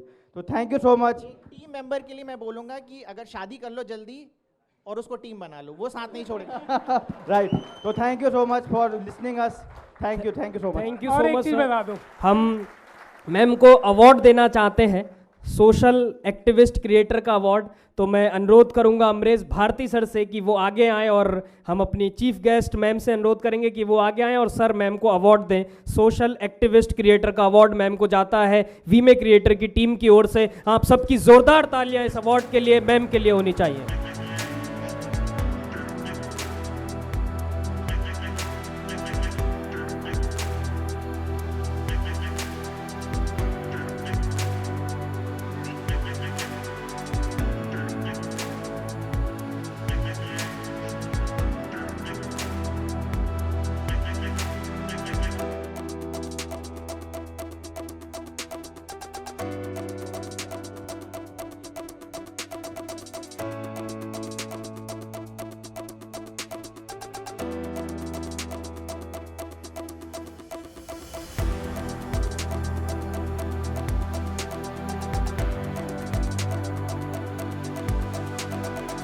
जोरदार तालियां हमारे सभी गेस्ट जो स्टेज पे हैं। चंदन जी हमेशा लेट रहते हैं ये कहते हैं सर क्रिएटर्स आगे रहना चाहिए, हम भले पीछे रहें। जोरदार तालियां चंदन जी के लिए। सो अभी हमारे सभी गेस्ट आ चुके हैं। आज जो डिस्कशन ये है, सभी महारथी हैं अपने प्रोफेशन में। मैं जब भी इनको देखता हूं तो यूट्यूब चैनल पे, चाहे फाइनेंस क्रिएटर्स हो, सतीश जी का ब्लॉगिंग हो, या फिर नेटवर्क बिल्डिंग जो इन्होंने इंटरव्यू रिलेटेड काफ़ी काम किया भारतवर्ष में हर क्रिएटर्स के पास जाके, स्पेशली वो क्रिएटर्स जिनको कोई जानता नहीं है। मान लीजिए हमें आप जान रहे हैं, लेकिन वो क्रिएटर्स जो छुपा हुआ है, महीने के 3 लाख 4 लाख रुपए पैसा कमा रहा है, लेकिन उसको नाम फेम नहीं मिल रहा है। सतीश जी का मैंने देखा है कई बार वो चैनल पे उन क्रिएटर्स को लेके आते हैं। और सर हमारे पास इंग्लिश लवर चैनल से हैं, अभी रिसेंटली संदीप महेश्वरी सर के शो में भी गए हुए हैं, और जोरदार तालियां इनके लिए। इंग्लिश में जो ये काम कर रहे हैं भारतवर्ष में, हमारे यहाँ इंग्लिश की बहुत प्रॉब्लम है। ज़्यादातर स्टूडेंट्स अगर कहीं मार खा जाते हैं तो वो सिर्फ लैंग्वेज की वजह से है, और उस प्रोफेशन में सर बहुत काम कर रहे हैं। मैम कंचन मैम सेम इसी प्रोफेशन में बहुत सालों से काम कर रही हैं, और लगातार घर की सारी परिस्थितियों को पीछे छोड़ के यूट्यूब पे वीडियोस बनाती हैं। तो thank you so much ma'am, उनके लिए जोरदार तालियां। और सृजन जी जो कि रीगी की टीम को लीड कर रहे हैं यहाँ पे, और यहाँ पे ही नहीं पूरे भारतवर्ष में जहाँ भी क्रिएटर्स रहते हैं वहाँ पे उपस्थित रहते हैं। बोलते कम है बुलवाते ज़्यादा हैं इनके लिए जोरदार एक बार तालियां। क्योंकि जब भी मैं इनसे मिलता हूँ और जब भी बात आती है क्रिएटर्स की कि सर क्रिएटर्स इतने आ रहे हैं, सर जो स्टेज पे तो हैं ही, जो पीछे बैठ रहे हैं क्या वो क्रिएटर्स हैं? अगर मेरे मुंह से हाँ निकल गई तो हमारी जो मीटिंग होती है वो 10 मिनट बढ़ जाती है, क्योंकि वो उनके बारे में बहुत सोचते हैं कि क्रिएटर्स आ रहे हैं तो उनका इस तरीके से ख्याल रखना चाहिए, इस तरीके से ख्याल रखना चाहिए। तो as a Rigi team thank you so much Rigi कि आपने इतना ज़्यादा हमें ध्यान रखा। थैंक यू, जोरदार तालियां इनके लिए भी। मैं सबसे पहले अभिषेक कर से पूछना चाहूँगा कि सर आप फाइनेंस फील्ड से हैं, यूट्यूब पे इनकी फाइनेंस की वीडियोज़ हैं काफ़ी, आजकल हर कोई शेयर मार्केट में इन्वेस्ट करना चाहता है, पैसे बनाना चाहता है। क्या क्रिएटर को शेयर मार्केट में अभी, जैसे हम मोटिवेशन पे वीडियोस बना रहे हैं, कोई लाइक क्रिएटर्स कम्युनिटी के लिए वीडियोस बना रहे हैं, क्या लगता है कि फाइनेंस क्रिएटर को यूट्यूब पे आना चाहिए और वीडियोस बनाने के लिए, इनफ हो चुका है जितने क्रिएटर्स हैं? तो सबसे पहले धन्यवाद आप सभी का इधर आने के लिए, और सबसे ज़्यादा धन्यवाद आपका कि इतने सारे क्रिएटर्स इधर एक साथ इकट्ठे हुए हैं। एक बार ज़ोरदार तालियां सर के लिए हो जाए। तो आपके सवाल का जवाब जी हाँ, आना चाहिए जितना ज़्यादा हो सके, बिकॉज अवेयरनेस अभी भी फाइनेंस की दुनिया में लोगों को कम है। आज भी अगर आप बाहर जाते हैं, शेयर बाज़ार लीजिए, मैक्सिमम लोग कहते हैं कि शेयर बाज़ार एक जुआ है, और जब तक सही व्यक्ति जिन्होंने सही में पैसे कमाए हैं शेयर बाज़ार से, वो सामने आके लोगों को अवेयर नहीं करेंगे कि ये सही तरीका होता है पैसे कमाने का, तब तक आम जनता ये चीज़ समझेगी नहीं। तो मेरे हिसाब से क्रिएटर्स को आना चाहिए, फाइनेंस वाले जितने भी लोग हैं। अगर आपके अंदर स्किल सेट है तो मेरे हिसाब से कोई बुराई नहीं, आप इधर आएं। और कुछ प्लस पॉइंट क्रिएटर्स जो फाइनेंस की दुनिया में आना चाहते हैं उनके लिए मैं बता दूं, क्रिएटर्स के लिए सबसे ज़्यादा one of the most searched things on internet आज के समय पे होता है पैसा रिलेटेड। कितने लोग एग्री करते हैं? कितने लोग एग्री करते हैं? बिल्कुल, आप में से भी हर कोई creator at some point of time इसलिए करता है पैसे बनाने के लिए। तो पैसे बनाने के लिए बहुत अच्छा है। एडसेंस की बेसिस पे अगर आप देखते हैं तो पीक सीजन में भी गूगल पे या फिर यूट्यूब पे सबसे ज़्यादा इधर आपको हिट्स मिलते हैं। तीसरी चीज़ है, जो फाइनेंस की दुनिया वो भी काफ़ी बड़ी है, केवल शिक्षा के हिसाब से नहीं, ट्रेडिंग है, इन्वेस्टिंग है, काफ़ी सारी चीज़ें। तो मेरा सजेशन है बिल्कुल आना चाहिए। और एक चीज़ याद रखिए, फाइनेंस में आप अगर एक ही चीज़, किसी ने अगर म्यूचुअल फंड के बारे में बता रहा है, ज़रूरी नहीं है कि हर कोई उसी व्यक्ति से रिलेट कर पाए। हो सकता है आपकी स्टाइल बिल्कुल अनोखी हो, लोग आपके साथ रिलेट कर पाए। किसी को हंसी मजाक में पसंद है, किसी को प्रोफेशनल, तो बिल्कुल स्कोप है। थैंक यू सो मच अभिषेक करके आपने इतना अच्छा ओपिनियन दिया। एंड सामने सतीश जी हैं, जिनके अगर आप देखें तो ब्लॉगिंग से रिलेटेड काफ़ी क्रिएटर्स उनको फॉलो करते हैं। पवन जी तो पूरा ही फॉलो करते हैं, है ना। जिनके चैनल पे सबसे ज़्यादा मुझे लगता है पवन सर की वीडियो होगी, राइट। पवन सर क्योंकि ब्लॉगिंग में बड़े ही धुरंधर है। इनका बताया नहीं छुपा रुस्तम है, लेकिन मैं बता देता हूँ सबको। इनकी एक वेबसाइट है जो कि बहुत पॉपुलर वेबसाइट है, दिवाली.com, राइट सर, दीपावली.com, जिसपे कीवर्ड इधर उधर हो जाएगा तो फिर कहीं और ट्रैफिक चला जाएगा। ओके। सो सतीश जी का है नेटवर्क बिल्डिंग की, क्रिएटर्स कैसे नेटवर्क बिल्ड कर पाते हैं। जैसे आपने इतना अच्छा नेटवर्क बिल्ड किया, आज आपके चैनल पे हमेशा बड़े बड़े क्रिएटर्स, छोटे क्रिएटर्स, बस आते तो हैं क्रिएटर्स, कैसे यहाँ पे जो एमर्जिंग क्रिएटर्स हैं वो नेटवर्क कैसे बिल्ड कर पाएँ? सबसे पहले तो आप सभी को नमस्कार और धन्यवाद सर, एंड मचाते रहो, बस पैसे पैसे मिल जाएंगे दोस्तों। तो मैं सर कहना चाहूँगा कि जैसे आप सभी लोग इवेंट में आए हो, मैं भी ऐसे इवेंट्स में जाया करता था, अभी भी जाता हूँ। इनफैक्ट मैं इवेंट्स इसीलिए करता हूँ कि मुझे बहुत कुछ सीखने को मिलता है, और इनफैक्ट आज जो कुछ भी मैं हूँ या फिर मेरे लाइफ में जो भी चेंजेस आए इन इवेंट्स की वजह से आए। क्योंकि मुझे याद है जब मैं मुंबई गया था 2016 में, तो सबसे पहले मैं वहाँ पे पता करता था कि इवेंट्स कहाँ पे हो रहे हैं। तो मेरा जो सबसे पहला जो मेरे लाइफ का इवेंट था, ब्लॉगिंग का इवेंट था। वहाँ पर काफ़ी बड़े बड़े ब्लॉगर्स आए हुए थे। तो जब वहाँ पे बातें चल रही थी सर की 15 लाख रुपए महीने कमाते हैं लोग, तो मैं बोला इतने पैसे भी होते हैं। और तो वहाँ से मुझे मोटिवेशन आया, फिर लोगों से मैं कनेक्ट किया कि, और जैसे क्या होता है ना, यहाँ पे जितने भी लोग आए, अगर आपस में आप बातचीत करोगे कि आप क्या करते हो, मे बी फ्यूचर में आप उनके साथ बिजनेस भी कर सकते हो, कोलैब कर सकते हो, बहुत सारी चीज़ें हो सकती है। अगर आप बात ही नहीं करोगे तो इवेंट में आने का कोई फ़ायदा नहीं होगा। तो इवेंट में जब मैं गया तो कोलैबोरेशन शुरू किया, नेटवर्किंग शुरू करी वहीं से। इवन मैं मुंबई में यूट्यूब स्पेस जाया करता था, तो वहाँ पे भी मेरे जैसे क्रिएटर्स आते थे। मेरे थे 1000 सब्सक्राइबर्स, बाकी जो आते थे उनके थे 1 लाख से ज़्यादा सब्सक्राइबर्स। तो मैं 1 लाख वाले से बात करता था, भाई तूने कैसे किया, तुम्हारी जर्नी बताओ कैसे तुमने किया। तो वो सारी चीज़ें मैं अपने जर्नी में इंप्लीमेंट करने लगा, अपने यूट्यूब करियर में इंप्लीमेंट करने लगा, और धीरे धीरे मेरा चैनल भी ग्रो होने लगा। तो यही की पॉइंट है कि आप जितने ज़्यादा इवेंट्स में जा सको। अभी फिलहाल कोविड की वजह से इवेंट्स नहीं हो रहे थे, मैं शुक्रगुजार करूँगा कि वापस से सारी चीज़ें खुल गई और इवेंट्स हो रहे हैं। तो मेरे लिए तो मतलब ऐसा है कि मेरा खून बढ़ता है जब मैं इवेंट में जाता हूँ। तो आप लोग भी अभी से देखो, ये इवेंट्स में ना आप मेरे लिए नहीं, सर के लिए नहीं, आप अपने लिए आए हो, ये सोच के आओ इवेंट में, और यहाँ से कुछ ना कुछ लेके जाओ। चीज़ें जो यहाँ पे बताई जाएंगी ना, वो सारी चीज़ें आप यूट्यूब पे भी ढूंढ लोगे, बट यहाँ पे जो ऑफलाइन लोगों से जो मिल रहे हो ना, ये यूट्यूब पे ऐसे नहीं मिल पाओगे। तो कोशिश करो कि जितना ज़्यादा नेटवर्किंग कर पाओ, यही की है, और कोई तरीका नहीं है। बातें करो खुल के। कितने भी इंट्रोवर्ट किनको लगता है कि वो इंट्रोवर्ट है, हाथ खड़ा करें। सबसे पहले तो आप इंट्रोवर्ट नहीं है, अपने हाथ खड़ा कर दिया तो मैं बता दूं कि आप भूल जाओ कि आप इंट्रोवर्ट हो, बातें करना शुरू करो। कम से कम पूछ ही लो कि भाई आप कहाँ से हो, मैं भी आपका पड़ोसी हो। बस सर यही बोलना। Thank you so much Satish भाई, थैंक यू सो मच कि आपने जोरदार तालियां, जोरदार, है ना। मुझे लगता है सभी यहाँ पे लाख से ऊपर वाले हैं क्या, क्योंकि लाख से कम वाले बहुत जोर तालियां बजाते हैं। कितने ऐसे क्रिएटर्स हैं जिनके 1 लाख से ऊपर सब्सक्राइबर्स हैं? हम भी हैं यार। Okay, very nice. और कितने ऐसे हैं जिनके 10 मिलियन से ज़्यादा सब्सक्राइबर्स हैं? Okay, very nice. सो आगे हमारे पास इंग्लिश लवर चैनल्स हैं। सर के चैनल पे इंग्लिश रिलेटेड कंटेंट रहता है, खासकर उन लोगों के लिए जो रूरल एरियाज़ में रहते हैं, Tier 3 Tier 2 सिटीज़ में रहते हैं, जो कहीं ना कहीं इंग्लिश सिखाने वाले लोग जो इंग्लिश में बात कर रहे हैं उनसे कनेक्ट नहीं कर पाते हैं। तो सत्येंद्र जी अपने चैनल पे इंग्लिश सिखाते हैं। तो सर मैं ये जानना चाहता हूँ कि बहुत सारे टीचर्स लोग जो स्किल ओरिएंटेड चीज़ें सिखाना चाहते हैं, क्या लगता है यूट्यूब एक अच्छा स्कोप है? सर सबसे पहले तो थैंक यू इनवाइट करने के लिए। और मैं सर से मिला था आज से 4-5 महीने पहले, और मैं फ़्लाइट पकड़ के सीधा इनके घर पे ही पहुंच गया था वहीं से सामान वामान लेके पूरा। तो अच्छा लगा आप सबको यहाँ पर देखकर और आप सबसे मिलके, क्योंकि मेरा शायद ये पहला इवेंट है। तो ये जोरदार तालियां इनके लिए एक बार। और उम्मीद है आगे आते भी रहेंगे। तो जब बात आती है यूट्यूब चैनल में, आप टीचिंग से रिलेटेड स्किल्स इस सेक्टर में अगर आप अपने चैनल बनाना चाहते हैं और आपको लगता है कि उसमें स्कोप है या नहीं, आप 1 की नहीं 2 की नहीं, चाहे आप टॉप 10 की बात करें, टॉप 100 की बात करें, फिर भी आपको कहीं ना कहीं गैप ज़रूर मिलेगा।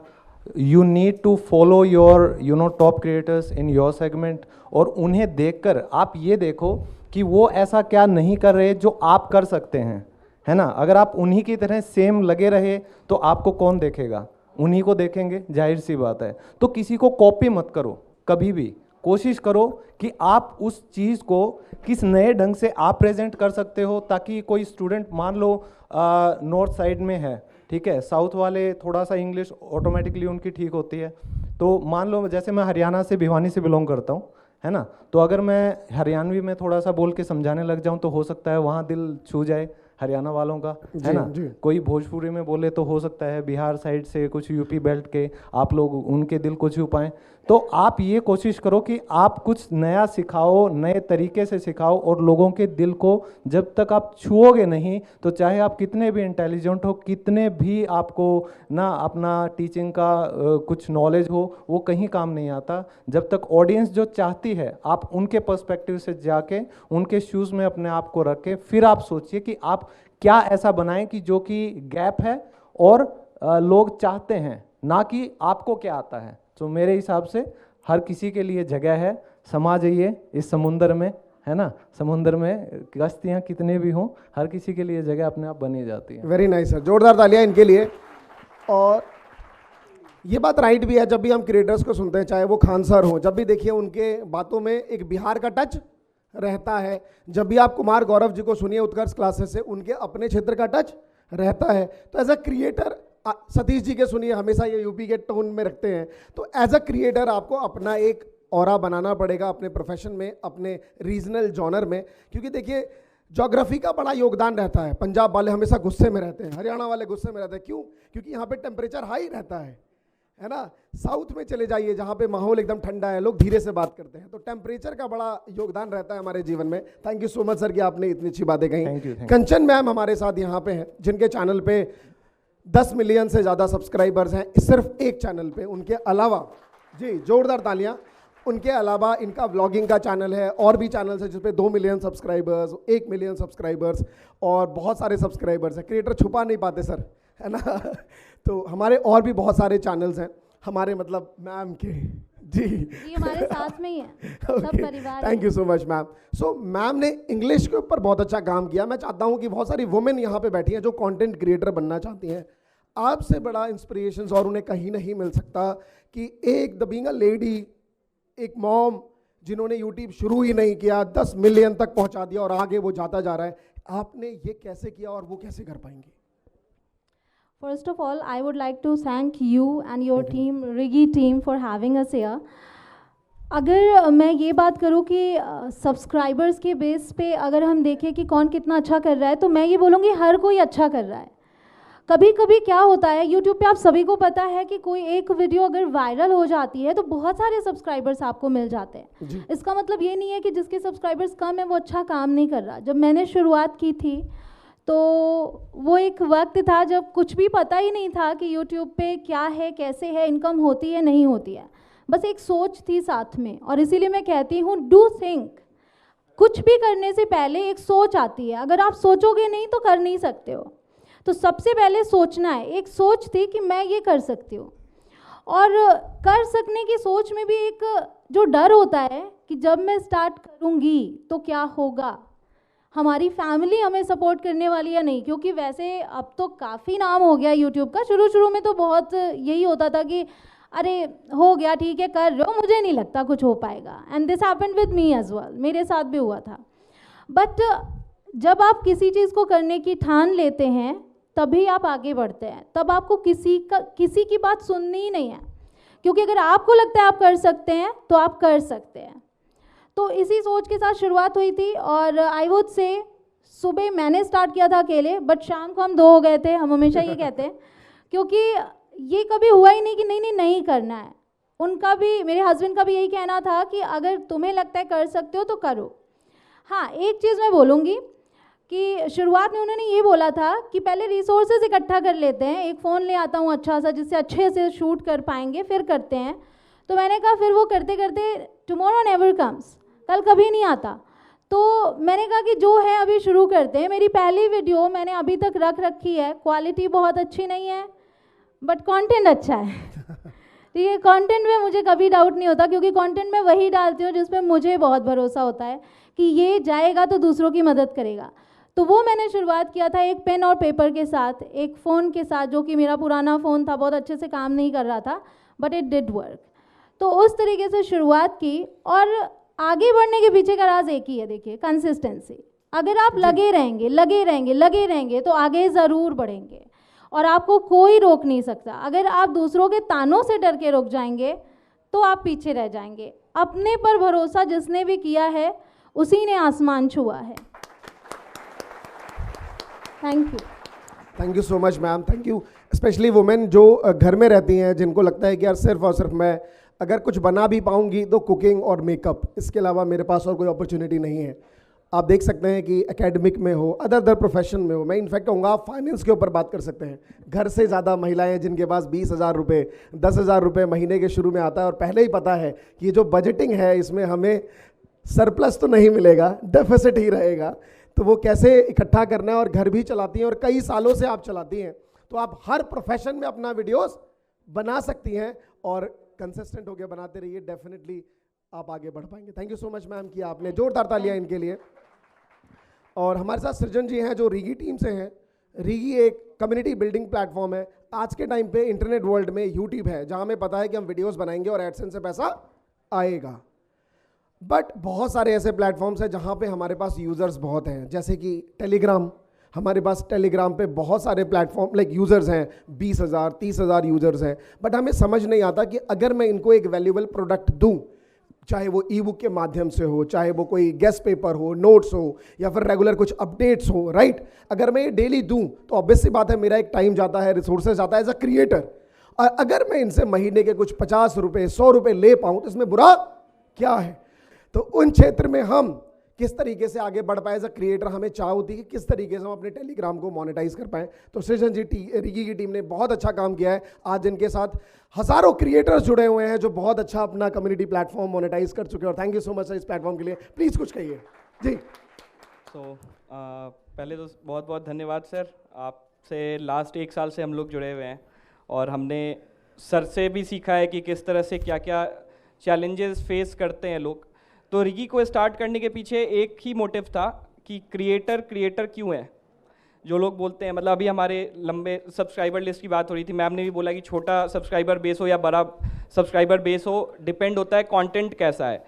तो कंटेंट मोनेटाइजेशन का हमने ये प्लेटफॉर्म बनाया कि अलग अलग तरीके से किस तरह से आपकी लाइफ एज अ क्रिएटर, आपकी लाइफ को कितना हम स्मूथ कर सकें और आपके यूज़र्स का एक्सपीरियंस, क्योंकि क्या होता है यूज़र का एक्सपीरियंस एक बार जब ख़राब होता है तो वहाँ से फिर वापस यूज़र को लेके आना, इट्स एक्चुअली कितना भी अच्छा कंटेंट दे दो फिर दिक्कत होता है। तो आप कह लो कि मैम आपके ऑपरेशन टीम है जो आपका सपोर्ट करते हैं इस चीज़ों में।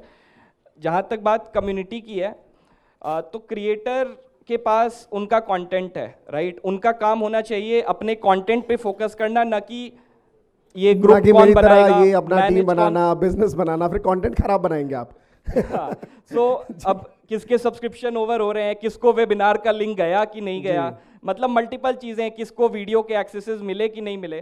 तो इन सब चीज़ों के लिए हमने क्रिएटर के, मतलब हम चाहते हैं कि हम उनका बैकबोन रहें through out the year journey, हम उनके ग्रोथ का एक पार्ट रहें, और इसलिए हमने रीगी स्टार्ट किया and we are working with around 8,000 creators all over India in all kind of categories, whether it is from finance or education or any digital, everywhere, business coach. तो thank you so much. बहुत कम शब्दों में इन्होंने बहुत बड़ी बड़ी बातें कह दी। 8,000 क्रिएटर अगर किसी प्लेटफॉर्म पे हो और बड़े नाम प्लेटफॉर्म है, जब मैंने इनसे पूछा कि 3-4 का नाम हम बोल सकते हैं, कोई दिक्कत नहीं सर, हम क्रिएटर को दिखा के नहीं, अपने प्लेटफॉर्म को और उसकी ताकत को दिखा के लाएंगे। हमारे इसी मंच पे अभिषेक कर सर बैठे हुए हैं जो हमारा मतलब ऑलमोस्ट ऑलरेडी 6 मंथ से सर्विसेज यूज़ कर रहे हैं, एंड और भी क्या क्या सर्विसेज है, मतलब बहुत कुछ है, काफ़ी कस्टमाइजेशन है विच कैन बी डिस्कस। मेरी पूरी टीम आई हुई है यहाँ पे। सो हम लोग बैंगलोर बेस्ड स्टार्टअप है and we work with creators तो हैं ही, और बाकी आपके साथ हम 1 साल से कर रहे हैं तो आपको हमारी चीज़ें पता है सारी। Thank you so much sir कि आपने इतना कुछ डिटेल किया। बाकी इनकी टीम भी है, अगर एज अ कंटेंट क्रिएटर आपको लगता है कि मुझे जानना है अपने कंटेंट को और अलग तरीके से मोनेटाइजेशन के लिए, तो इनकी टीम बाहर है, आप उनसे कंसल्ट भी कर सकते हैं। Thank you so much everyone, thank you so much. मैं अब स्टेज देना चाहूँगा आज के महफिले शायर धीरेन्द्र को, जिन्होंने अब बस कल ही अपना यूट्यूब चैनल खोलना है, और आप सब इनको सब्सक्राइब कर लीजिएगा जी। Thank you so much everyone, thank you everyone, thank you.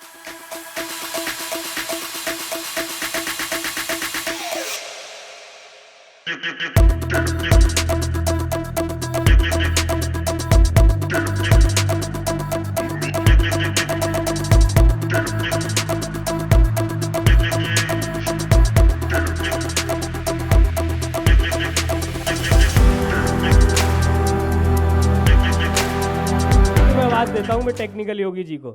एक फूल तुम्हें देने के लिए सस्ते में ले लिया, देखे ना कोई इसलिए उसको बस्ते में ले लिया, फूल तुझे देने को निकले थे जाने मन कि रास्ते में एंटी रोमियो वालों ने हमें रास्ते में ले लिया। तो एक बार पूरा सदन जोरदार तालियां बजाए। टेक्निकल योगी जी को मैं आमंत्रित करना चाहूंगा। योगी योगेंद्र जी मंच पर आप सबके बीच, मंच सर आपके हवाले। तो सबसे पहले तो बता दूं कि भाई मेरी तबीयत बहुत खराब थी और सर के एक बुलावे पे मैं आ गया हूं, तो एक बार बहुत तगड़ा वाला शाउट आउट चाहिए तो मेरे को एनर्जी आ जाएगी बिल्कुल बढ़िया वाली। Thank you thank you thank you. देखिए सबसे पहले मैं थैंक यू बोलूंगा अमरीश सर को और वीमेक क्रिएटर्स की पूरी टीम को, क्योंकि ये जो इवेंट आज हो रहा है, मैं कोरोना के बाद से ये मिस कर रहा था कि यार यूट्यूब इवेंट नहीं करा रहा, यूट्यूब के इवेंट करने को मिल ही नहीं रहा, मतलब किसी से मिलने को ही और नहीं हो रहा। और क्रिएटर का दो काम होता है, वीडियो बनाना और लोगों से मिलना। जितना हम मिलेंगे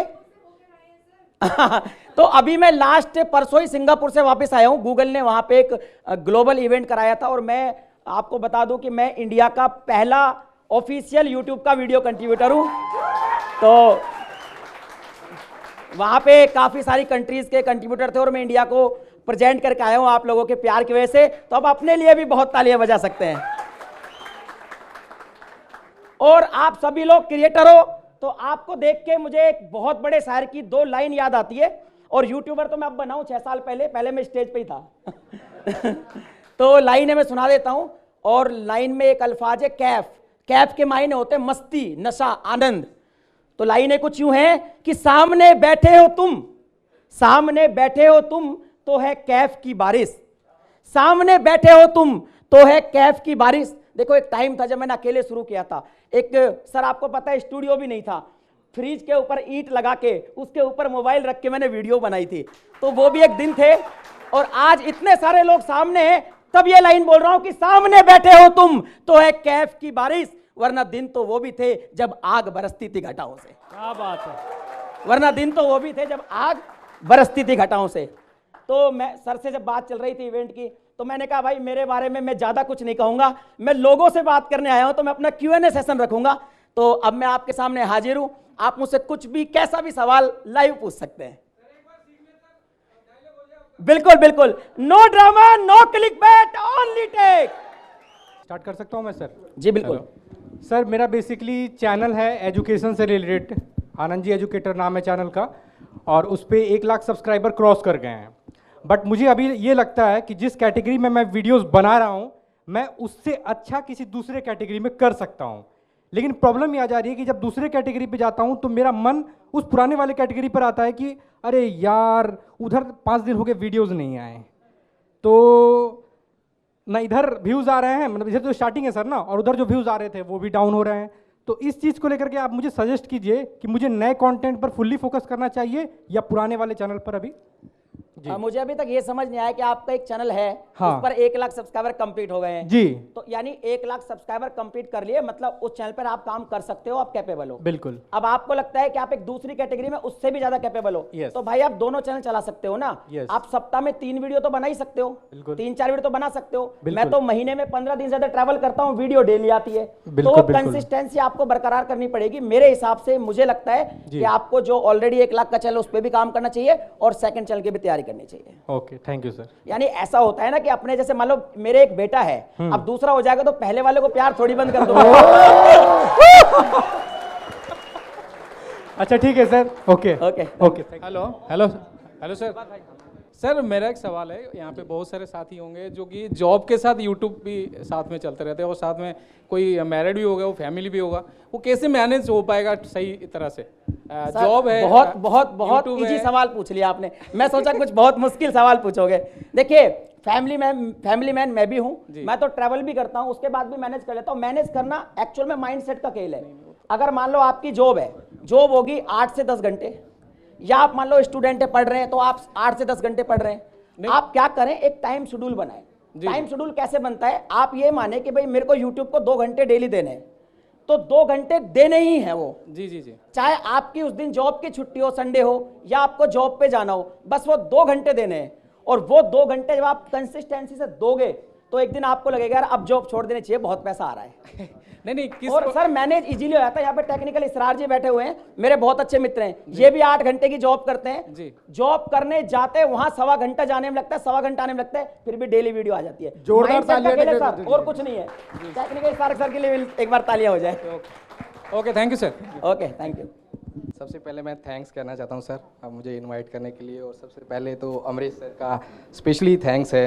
जब मैं आया था उनसे जुड़ा, और जुड़ने के बाद मैंने स्टार्ट किया और चैनल स्टार्ट किया। पहले तो काफ़ी चैनल बनाए मैंने, बट लेकिन स्टार्टिंग से फिर उसके बाद जब मैंने अमरीश के साथ गाइड और उनके साथ मैंने शुरुआत करी, और उसके बाद धीरे धीरे करके बना किड्स कैटेगरी चैनल पर, और उसी से ही रिलेटेड मेरे पास आज टोटल 37 चैनल्स हैं जिसको मैं मेंटेन करता हूँ। योगी जी तो सर 37 चैनल ऑलरेडी है, फिर क्या पूछना रह गया भाई? मैं आपको बताता हूँ, मेरी आवाज़ आ रही है आपको?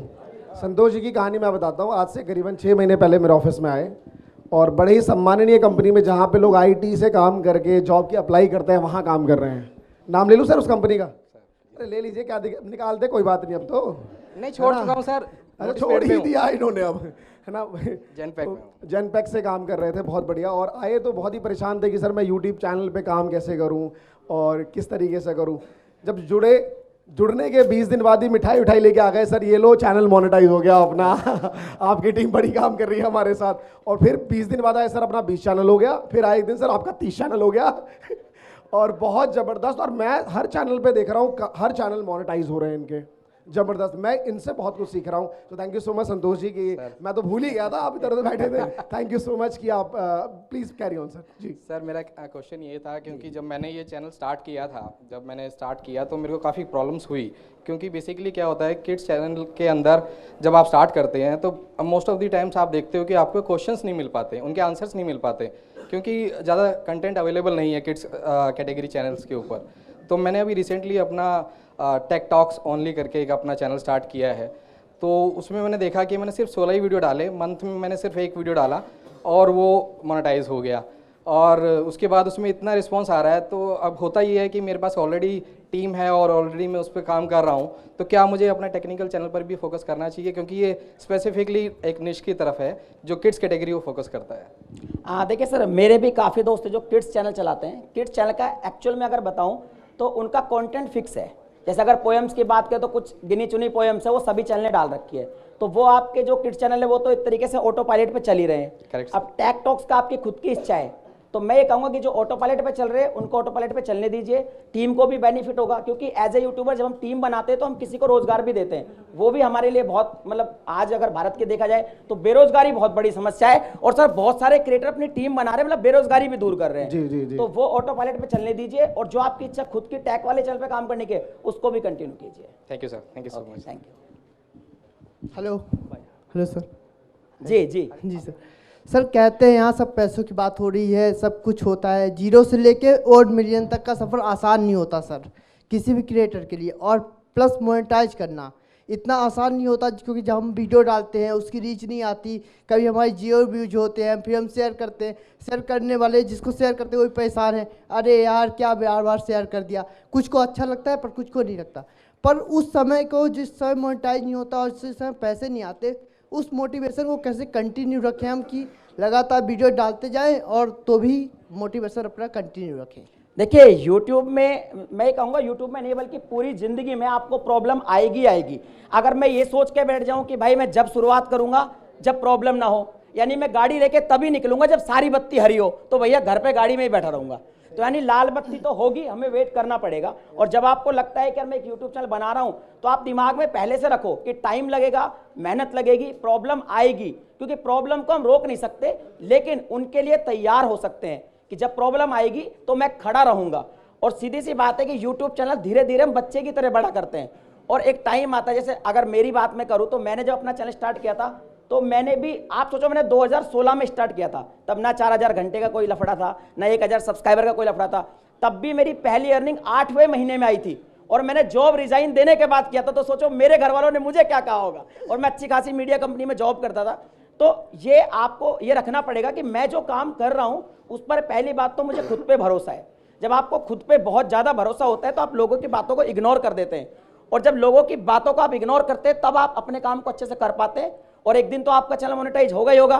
उस दिन वो जो लोग आपको कह रहे हैं ना, फिर आपसे सलाह मांगेंगे। और आपको एक चीज और बता देता हूं, अगर मान लीजिए आपको आज 1 सब्सक्राइबर भी मिल रहा है, आज 2 भी मिल रहे हैं, आज कुछ कमेंट्स भी आ रहे हैं, तो आप समझ लीजिए कि लोग आपको देख रहे हैं। धीरे धीरे वो काम होगा। आप अपने काम को और इम्प्रूव कीजिए और मोटिवेशन लीजिए। मैं अभी एक 2-3 लाइन सुना देता हूं आपको थोड़ा और मोटिवेशन के लिए कि जब हमको सर जब मैंने अपना चैनल बनाया था मेरे को पहला कमेंट आया तभी मैंने सोचा कि यार शुरुआत हो गई है, और जब पहला पैसा आया 8,300 रुपये तब मुझे लगा अब मैं बहुत तगड़ा कुछ कर लूँगा, क्योंकि उसमें मज़ा आना चाहिए। ये नहीं कि आपको 10 सब्सक्राइबर उसमें मज़ा नहीं आ रहा, मिलियन होंगे तब मज़ा आएगा। 10 का भी मज़ा है, 100 का भी मज़ा है, हर तरह का मज़ा है। मैं आपको एक 2 लाइन में ख़त्म करता हूँ कि जब भी कुछ मिले खुश रहो, कि अभी कतरा रख ले अपने प्यासे होठों पर। अभी कतरा मतलब थोड़ा सा टुकड़ा, अभी कतरा रख ले अपने प्यासे होठों पर, एक दिन तेरे हिस्से में समंदर भी आएगा। अभी कतरा रख ले अपने प्यासे होठों पर, एक रोज तेरे हिस्से में समंदर भी आएगा, और जो तेरे घर के बाहर से, जो तेरे घर से बाहर से तुझे देख के अनदेखा कर देता है ना, वो एक रोज तेरे घर के अंदर भी आएगा।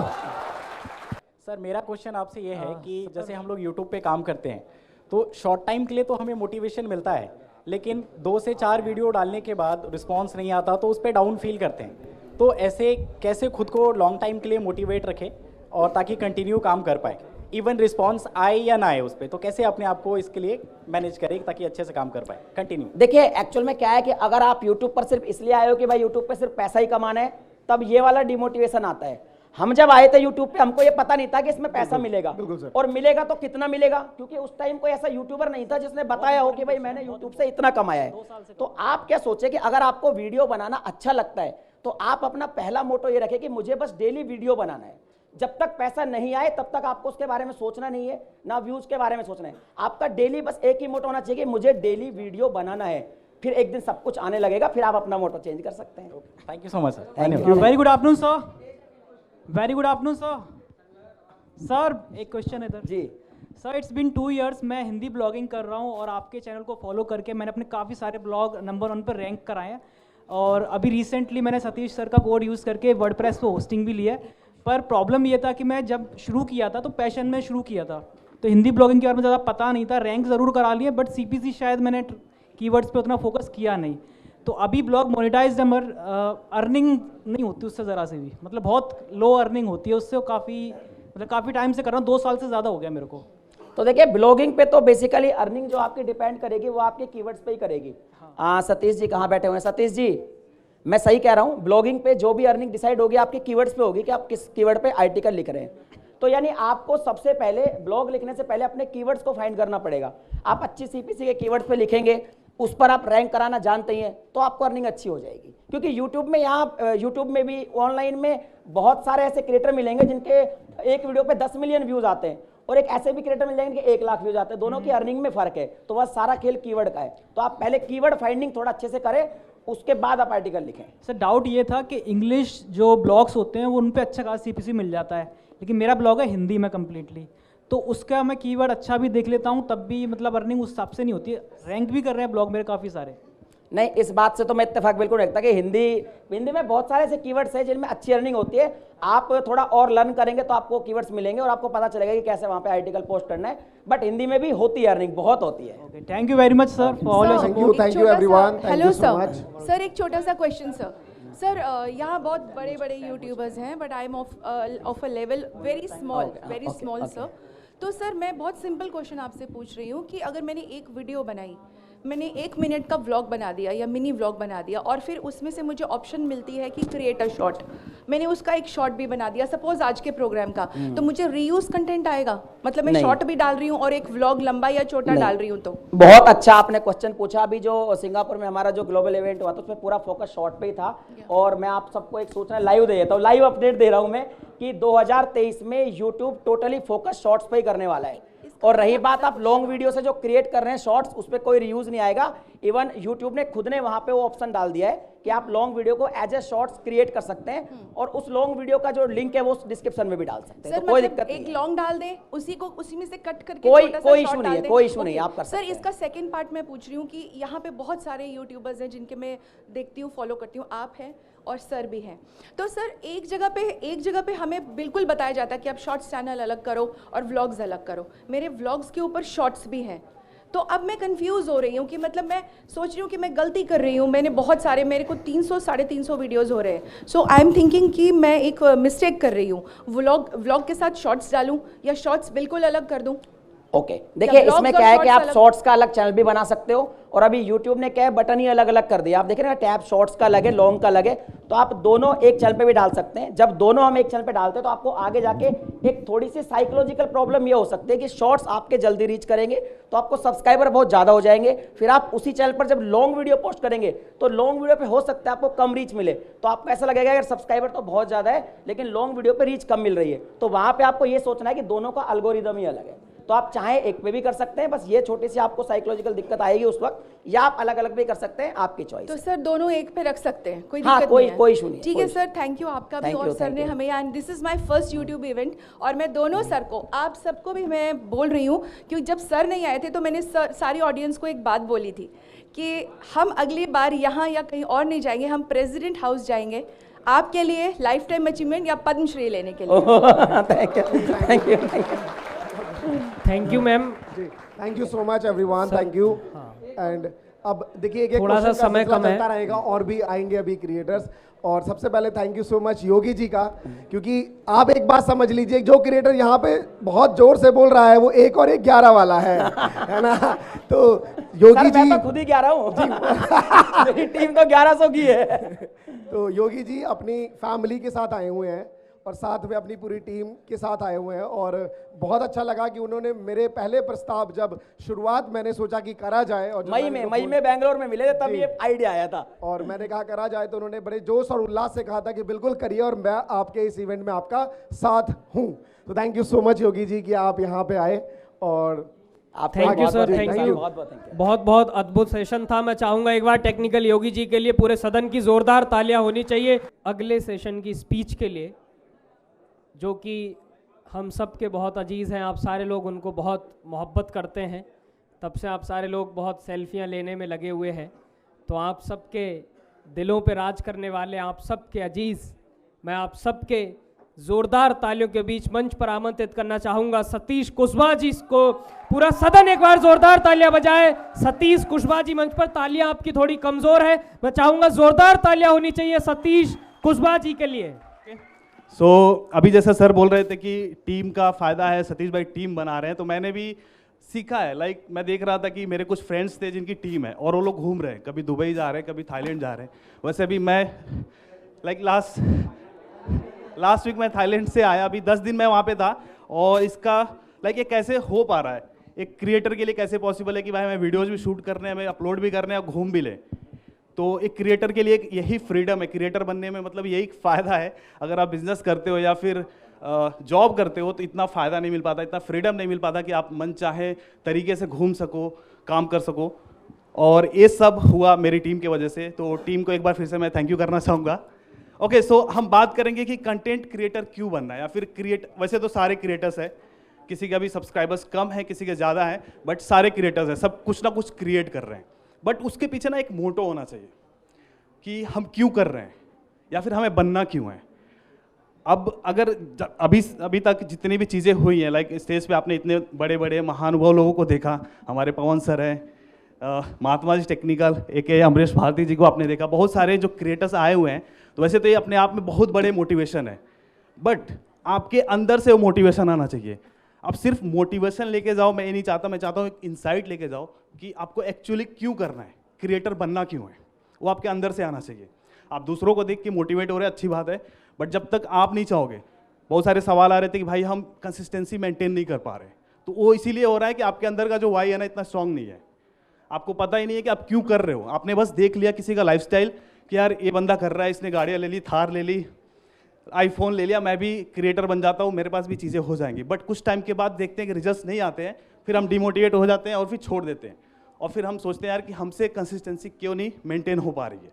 तो वाई का क्लियर करते हैं। सबसे पहले तो एक बात बता दूँ, यहाँ पर अलग अलग प्रोफेशन से लोग आए होंगे, कोई स्टूडेंट होगा, कोई टीचर होगा, कोई डॉक्टर होगा, कोई इंजीनियर होगा, बट फिर भी वो क्रिएटर बनना चाहते हैं। इनफैक्ट बहुत सारे ऐसे लोग हैं, अभी जैसे मैम है हमारी, जो मैम को मैं देख नहीं पा रहा हूँ, शायद चली गई, जिनका अच्छा सा स्पीच था मैंने मिस कर दिया। तो वो एक एसीपी हैं, फिर भी वो कंटेंट बना रही हैं। आपने देखा होगा कि एक दीपक रावत करके आईएएस हैं, वो भी कंटेंट बनाते हैं, राइट। बहुत सारे डॉक्टर्स हैं जो कंटेंट बना रहे हैं यूट्यूब के ऊपर, बहुत सारे इंजीनियर्स हैं जो लाइक अपने फील्ड से रिलेटेड कंटेंट बना रहे हैं। तो आप देखोगे एक इंजीनियर है, डॉक्टर है, एंटरप्रेन्योर है, स्टूडेंट है, टीचर है, वो हर कोई कंटेंट क्रिएट कर रहा है। अब गलती से हो गया था तो मतलब मेरे कहने का मतलब है कि क्रिएटर कोई भी बन सकता है, इसके लिए कोई क्राइटेरिया नहीं है, कोई क्वालिफिकेशन नहीं है। एक 8 साल का बच्चा भी कर रहा है। इनफैक्ट अगर आपको पता हो कि यूट्यूब पर सबसे ज़्यादा कमाई करने वाला एक बच्चा था 8 साल का, पता है कितने लोगों को पता है ये चीज़, राइट। तो सोचो कि इसके लिए कोई क्वालिफिकेशन की रिक्वायरमेंट नहीं है, कोई भी कर सकता है। इवन आप देखोगे एलन मस्क एक ट्वीट करते हैं तो बिटकॉइन कहाँ से कहाँ चला जाता है, फिर नीचे भी आ जाता है। वैसे इतना तगड़ा इन्फ्लुएंस होता है। एक एलन मस्क इतने बड़े एंटरप्रेन्योर हैं, वो भी समझो कंटेंट बना रहे हैं, चाहे वो ट्विटर पे ही कर रहे हैं या फिर उनके पॉडकास्ट होते हैं। तो कहीं ना कहीं आप देखोगे कि हर एक बंदा क्रिएट कर सकता है। तो लोग पूछते हैं कि यार मैं कंटेंट क्रिएटर बन सकता हूँ क्या? भाई इसके लिए कोई एलिजिबिलिटी क्राइटेरिया नहीं है, कोई भी कर सकता है। सबसे पहली बात तो कोई भी कर सकता है, राइट। और आप जिस भी फील्ड में हैं कोशिश करो कि उस फील्ड से रिलेटेड कंटेंट बनाओ, या फिर आपका शौक होना चाहिए, जिस भी आप टॉपिक पे कंटेंट बना रहे हो वो आपका शौक होना चाहिए, पैशन होना चाहिए, इंटरेस्ट होना चाहिए, या फिर वो चीज़ में आप एक्सपर्ट हो, या फिर वो चीज़ आप बहुत टाइम से कर रहे हो। कहीं ना कहीं अगर आप स्टूडेंट हो तो आपका कुछ ना कुछ एक ऐसा फील्ड होगा, एक ऐसा एक एरिया ऑफ इंटरेस्ट होगा जहाँ पर आप उसके बारे में ज़्यादा बातें करते हो अपने दोस्तों के साथ में या फिर अपने रिलेटिव के साथ में, अपने भाइयों के साथ में। तो वो आपका टॉपिक है, उस पर आप शुरू कर सकते हो। और देखा जाए तो रिजल्ट भाई एक दिन में तो आता नहीं है। बहुत सारे ऐसे लोग हैं जैसे सालों साल लग जाते हैं। जैसे मैं अपनी बात बताऊं तो अराउंड 1.5 साल लग गए थे मुझे अपने 1000 सब्सक्राइबर कंप्लीट करने में। यहाँ पे कितने लोग हैं जिनके 1000 से ज़्यादा सब्सक्राइबर्स हैं? और इसको पूरा करने के लिए आपको, अगर आपने 1 साल के अंदर पूरा कर लिया था तो हाथ खड़े करें। क्या बात है, मतलब आप लोग मेरे से आगे हो, बहुत ज़्यादा आगे हो, क्योंकि मैंने 1.5 साल मेहनत किया था तब जाके 1000 हुए थे।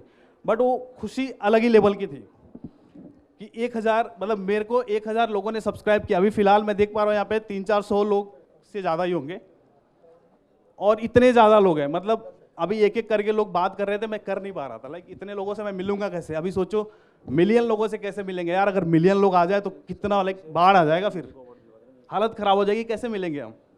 तो कहने का मतलब है कि शुरुआत लाइक जीरो से ही होती है। अमरीश सर ने भी बोला कि जीरो से शुरू करो और बड़ा होएगा।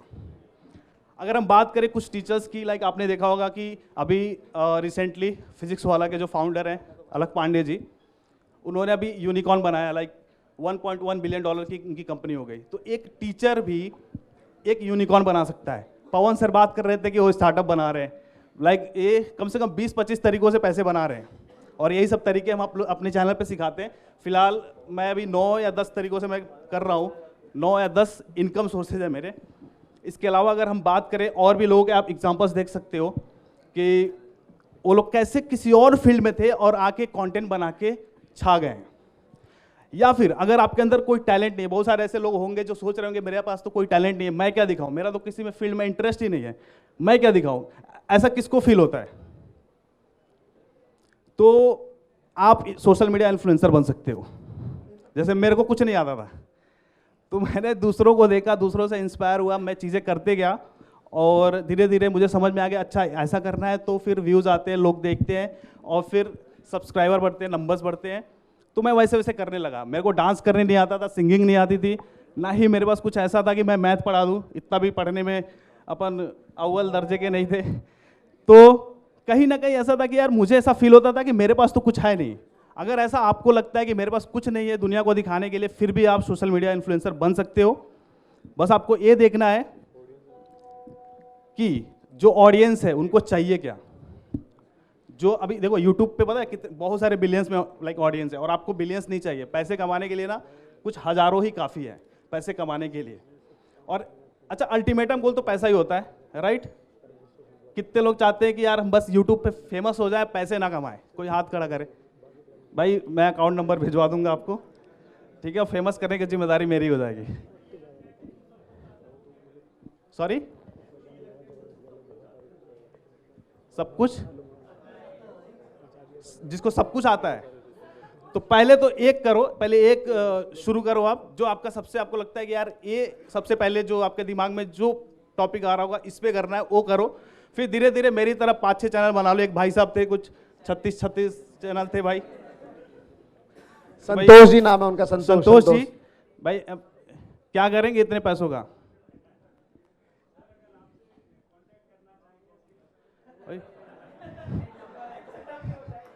मुझे लगता है मुश्किल से 10 मीटर की भी दूरी नहीं होगी भाई। भाई जोरदार तालियां हो जाए जितने भी लोग दूर से आए। बहुत बढ़िया। सबसे पहले यार थैंक यू सो मच। और एक और चीज मैं बोलना चाहूंगा भाई, आप लोग अपने लिए आए हो, ये दिमाग में लेके जाना और सोच के अब की बार किसी भी इवेंट में जाना ना, ये मत सोचना भाई सेल्फी लेना ये करना है। आप अपने लिए आ रहे हो, अपने लिए 2-4 लोगों के साथ नेटवर्किंग करो। 2-4 लोग, ज़्यादा नहीं, सबसे नेटवर्किंग हो भी नहीं पाएगी। और अगर आप सबका नंबर ले भी गए ना, उसमें से मैं गारंटी देता हूँ 2-4 लोगों को ही आप कांटेक्ट कर पाओगे और उनसे ही बातें होंगी आपकी। तो कोशिश करो कि क्वालिटी के लोग जो भी आपके निश से मिल सके, आपके इंटरेस्ट से मिल सके, उनके साथ दोस्ती करो, आगे बात करो, बहुत सारी चीज़ें प्लान हो सकती है। मैं आपको बताना चाहूँगा कि जैसा अभी थोड़ी देर पहले मैंने ये भी बोला था कि मेरी शुरुआत ही कोलैबोरेशन से हुई थी। मैं लोगों से मिलने लगा। फिर अगर इस समय पॉडकास्ट बहुत चल रहे हैं राइट, तो यूट्यूब इंडिया पे जब पॉडकास्ट मैंने करना शुरू किया, मैं इंटरव्यूज़ करता था द इंडियन यूट्यूबर शो। 2017 में मैंने पहला एपिसोड बनाया था। उस समय लाइक फुल टाइम कोई ऐसा इंटरव्यू चैनल नहीं था। तो इनफैक्ट मुझे लगता है कि मैंने शुरू किया है। किसको इसको लगता है? वैसे अगर नहीं पता तो आप जब आप चेक करोगे ना कि पहले से इंटरव्यू सीरीज कौन करते आ रहा है, देखो अभी तो आपके पास डेटा है ऑलरेडी, लाइक लोग कर रहे हैं, आपको पता है किस तरह के कंटेंट पे व्यूज आ रहे हैं, किस तरह के कंटेंट पे व्यूज नहीं आ रहे हैं, आपके पास डेटा है भाई। आप सबका चैनल उठा के देख लो, देखो कि कौन सा उसका वीडियो चला है, कौन सा नहीं चला है। मेहनत सब में बराबर लगती है, लेकिन कोई वीडियो अच्छा चल जाती है, कोई वीडियो चलती ही नहीं है। तो अब आप देख सकते हो ना कि भाई कौन सा चैनल ज़्यादा चल रहा है, लाइक कौन सा वीडियो टॉपिक ज़्यादा चल रहा है, या फिर कौन से वीडियो टॉपिक की डिमांड ज़्यादा हो सकती है। अब आपके पास डेटा है, आप पूरा एनालाइज कर सकते हो। जब मैंने शुरू किया था मेरे पास कुछ नहीं था। मैं कपिल शर्मा शो से इंस्पायर्ड हो गया भाई कि चलो मैं यूट्यूबर्स को बुलाऊंगा, वो सेलिब्रिटीज बुलाते हैं, मैं यूट्यूबर्स को बुलाऊंगा। तो शुरुआत यूट्यूबर्स के साथ में हुई थी, बट मेरे जो कनेक्शंस थे ब्लॉगर्स के साथ में भी थे, तो मैंने ब्लॉगर्स को भी बुलाना शुरू कर दिया। और जैसा कि सर ने बताया कि मैं उन लोगों को भी फीचर करता हूँ जिनको लाइक रेयरली ऑनलाइन कोई जानता होगा, तो मैं उनको भी अपने चैनल पर बुलाता हूँ, उनसे पूछता हूँ भाई कैसे पैसे कमाते हो। हमारा लाइक सबसे जो हमारा यूएसपी यही है कि पैसे कैसे कमाते हो, क्योंकि मेरा मानना है कि आप जो भी काम कर रहे हो एक एंड गोल यही होता है कि वहाँ से पैसे भी आएँ। क्योंकि भाई खाने को कुछ तो चाहिए ना, और खाने के लिए भाई पैसा तो जरूरी है। कितने लोग अग्री है? जो हाथ नहीं उठा रहे भाई, अकाउंट नंबर मैं देता हूँ अभी थोड़ी देर में। एक सर QR कोड यहाँ पे लगा देता हूँ सब लोग स्कैन करके पैसे ट्रांसफर कर सकते हैं। ओके, सो मेरा अल्टीमेटम यह है कि आपका व्हाई क्लियर होना चाहिए, आप क्यों कर रहे हो। मेरा था कि मेरे को फेमस होना था, साथ ही साथ पैसे कमाना था, और मेरे पास कोई टैलेंट नहीं था। तो मुझे लगा यार, मैंने देखा बहुत सारे ऐसे लोग थे जो कुछ भी बना रहे थे यूट्यूब पे और चल जा रहे थे, तो मैंने बोला आप ये कर सकते हैं, मैं भी कर सकता हूँ। बस मैं यही चाहता हूँ, यही जोश मैं आप लोगों में देखना चाहता हूँ कि आपको लगे कि ये सतीश यहाँ पे खड़ा है तो मैं भी कर सकता हूँ, क्योंकि मैं मचाते रहो भाई, मचाते रहो। तो अब मैं चाहूँगा कि आप लोगों के मन में अगर कोई क्वेश्चन हो तो 2-4 क्वेश्चन हम उठा सकते हैं।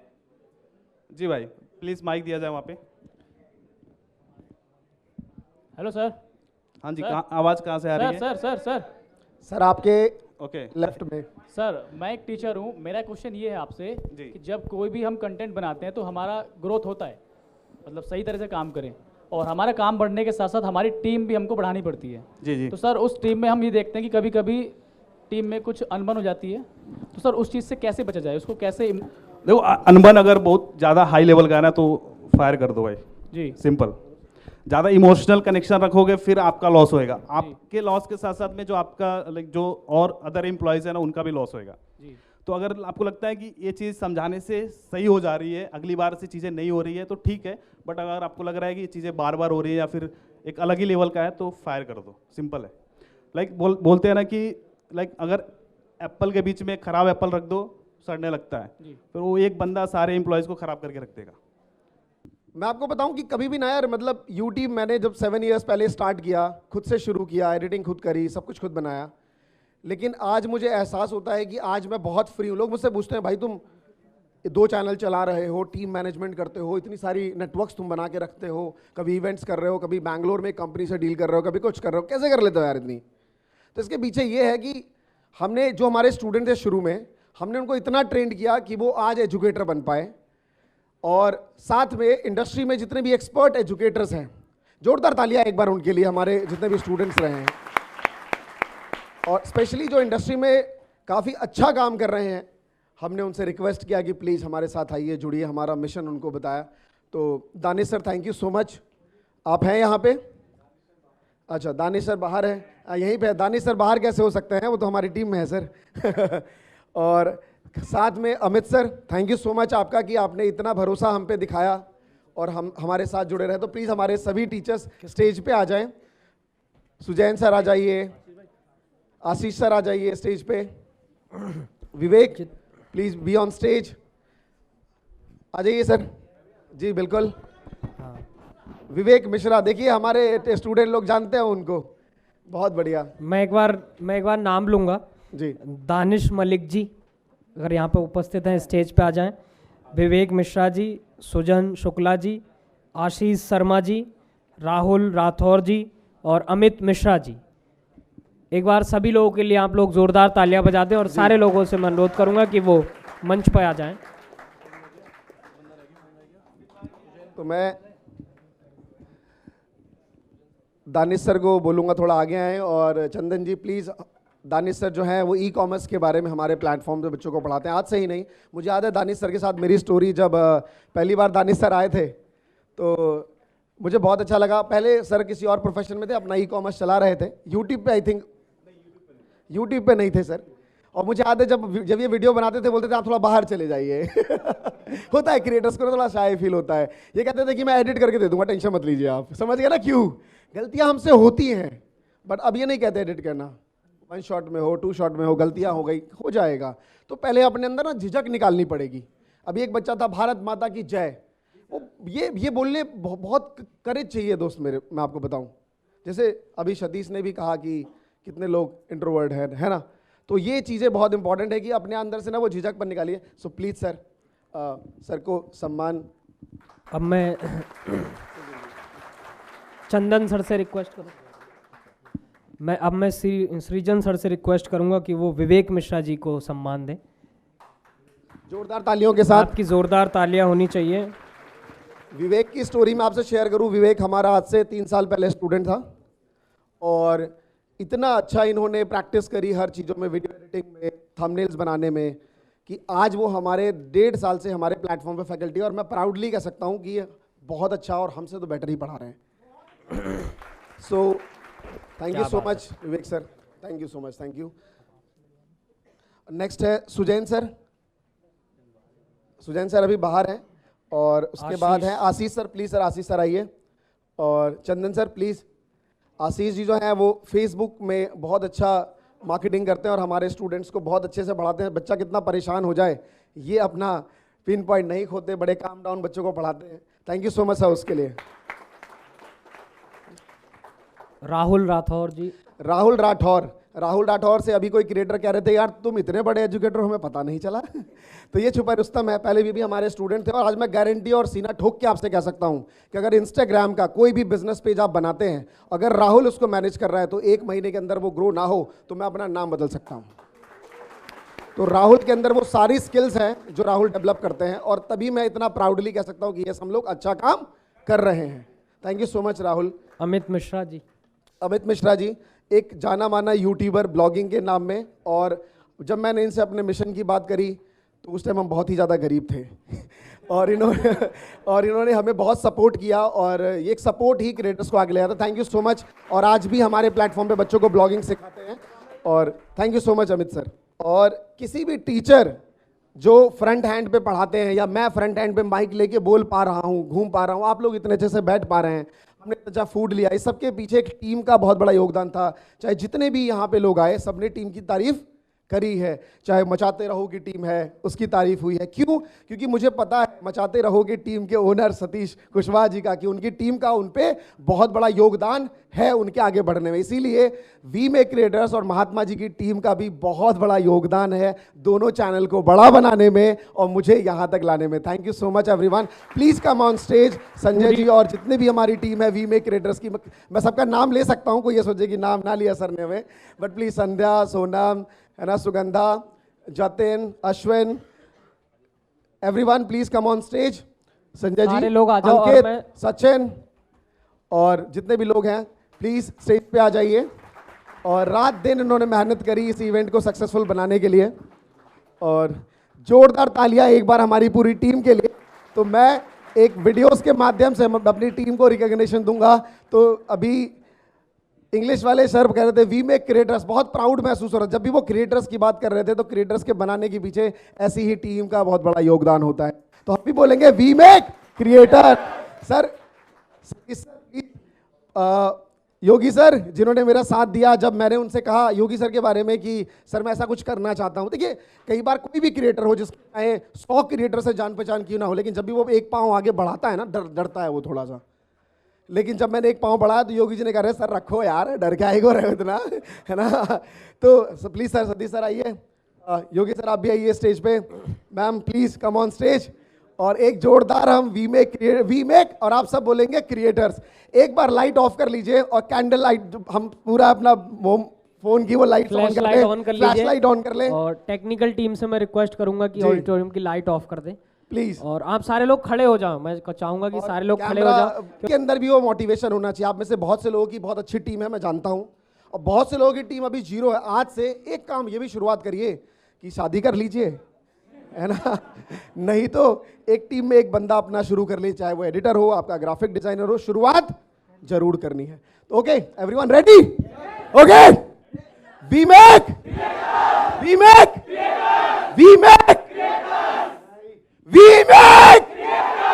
Thank you so much everyone, thank you so much मेरी वी मेक क्रिएटर की टीम जिन्होंने इतना सपोर्ट किया और ये इवेंट को इतना सक्सेसफुल बनाया। Thank you so much Abhishek sir कि आप मेरे एक वीडियो कॉल पे उन्होंने इंस्टेंट मुंबई से टिकट काटी और आज वो इवेंट में शुरू से लेके एंड तक है। धन्यवाद सर आपका, थैंक यू एवरीवन। मैं माइक धीरेंद्र को देता हूँ, जोरदार तालियां धीरेंद्र के लिए एक बार। Thank you so much sir ji. सारे लोग तालियां बजाएं एक बार जोरदार। और अभी सर यहाँ पर एक हमारे लाइन बोलना चाहूंगा सुजैन सर के लिए। 2.5 साल से हमसे जुड़े हुए हैं, पता नहीं क्या चलता है इनके दिमाग में, रात को 2 बजे फोन करते हैं, hello I love you sir, sir आपकी वजह से आज मैं यहाँ हूँ, ये कर रहा हूँ, ये चीज़ कर रहा हूँ। देखिए सर आप अपनी वजह से सब कुछ कर रहे हैं। आज मुझे इस बात का भी प्राउड है कि वर्डप्रेस वेबसाइट में मुझे सम ऑफ किसी का एफिलिएट लेने की जरूरत नहीं है। अगर हम जो प्रोडक्ट बोले वो सर बनाने के लिए रेडी रहते हैं, और स्टूडेंट बहुत खुश रहते हैं सर की मूंछ का ताव, बच्चे अलग अलग कमेंट्स करते हैं, तो बहुत अच्छा लगता है। Thank you so much sir, thank you everyone. जी thank you so much sir, thank you so much. Thank you. आप भी इतनी देर से स्टेज संभाल रहे थे, अब इसको समापन की ओर लेके जाते हैं। जी बिल्कुल। और मैं आप सबका सुबह से मनोरंजन कर रहा हूँ। जाते जाते मुझे उम्मीद है कि आप सारे लोग क्रिएटर हैं, आप लोग की एनर्जी जो है वो डाउन नहीं होती है, ऐसा मेरा विश्वास है। और वो विश्वास अगर सच है तो वो आप सारे लोग बताएंगे। मैंने जैसे कि आपको शुरू में बताया कि मैं पंजाब की सरजमी से चलकर आज आप सबके बीच में आया हूँ। जाते जाते मैं स्वरचित मतलब अपने ही द्वारा लिखी हुई 4 पंक्तियाँ हिंदुस्तान के जिस भी कोने में पढ़ता हूँ वो पंक्तियाँ मेरा हथियार हैं, जो मैं जहाँ भी पढ़ूँ वहाँ मुझे अंत में खड़े होकर पूरा सदन विदाई देता है उस प्रोग्राम से। बिल्कुल। मैं वही कोशिश आज के आप सबके समक्ष करता हूँ। अंत में एक नाम आएगा, वो नाम अगर आपके दिल का सच्चा हीरो हो तो उस नाम के सम्मान में पूरा सदन खड़े होकर ताली बजाएगा। और आज के इस प्रोग्राम को हम यहीं से समाप्त करेंगे। हरियाली खेतों में जिसने बारूदों को बोया था, हरियाली खेतों में जिसने बारूदों को बोया था, तेज समर में उसने कितने अपनों को खोया था। आंखों में जिसके प्रतिशोध का लहू दिखाई देता था, जिसके कानों में तलवारों का साज सुनाई देता था, जिसने अंग्रेजों के षड्यंत्रों का हर एक जर्रा घूम लिया। भरी जवानी में उसने फांसी का फंदा चूम लिया। तेज प्रताप और शौर्यवीर का एक अजब किरदार था वो, 23 बरस में शहीद हुआ भगत सिंह सरदार था वो। बहुत शुक्रिया, बहुत शुक्रिया, बहुत शुक्रिया, बहुत बहुत शुक्रिया। Thank you so much. बहुत आभार आप सबका, आप सबकी मोहब्बतों के लिए। मैं पुनः चाहूँगा कि एक बार ज़ोरदार तालियां इस प्रोग्राम के लिए होनी चाहिए, सर के लिए होनी चाहिए, सर की पूरी टीम के लिए होनी चाहिए, और आप अपने लिए एक बार ज़ोरदार तालियां बजाओ कि पूरे टाइम आप बैठे हुए हो यहाँ पर। Thank you so much. Thank you.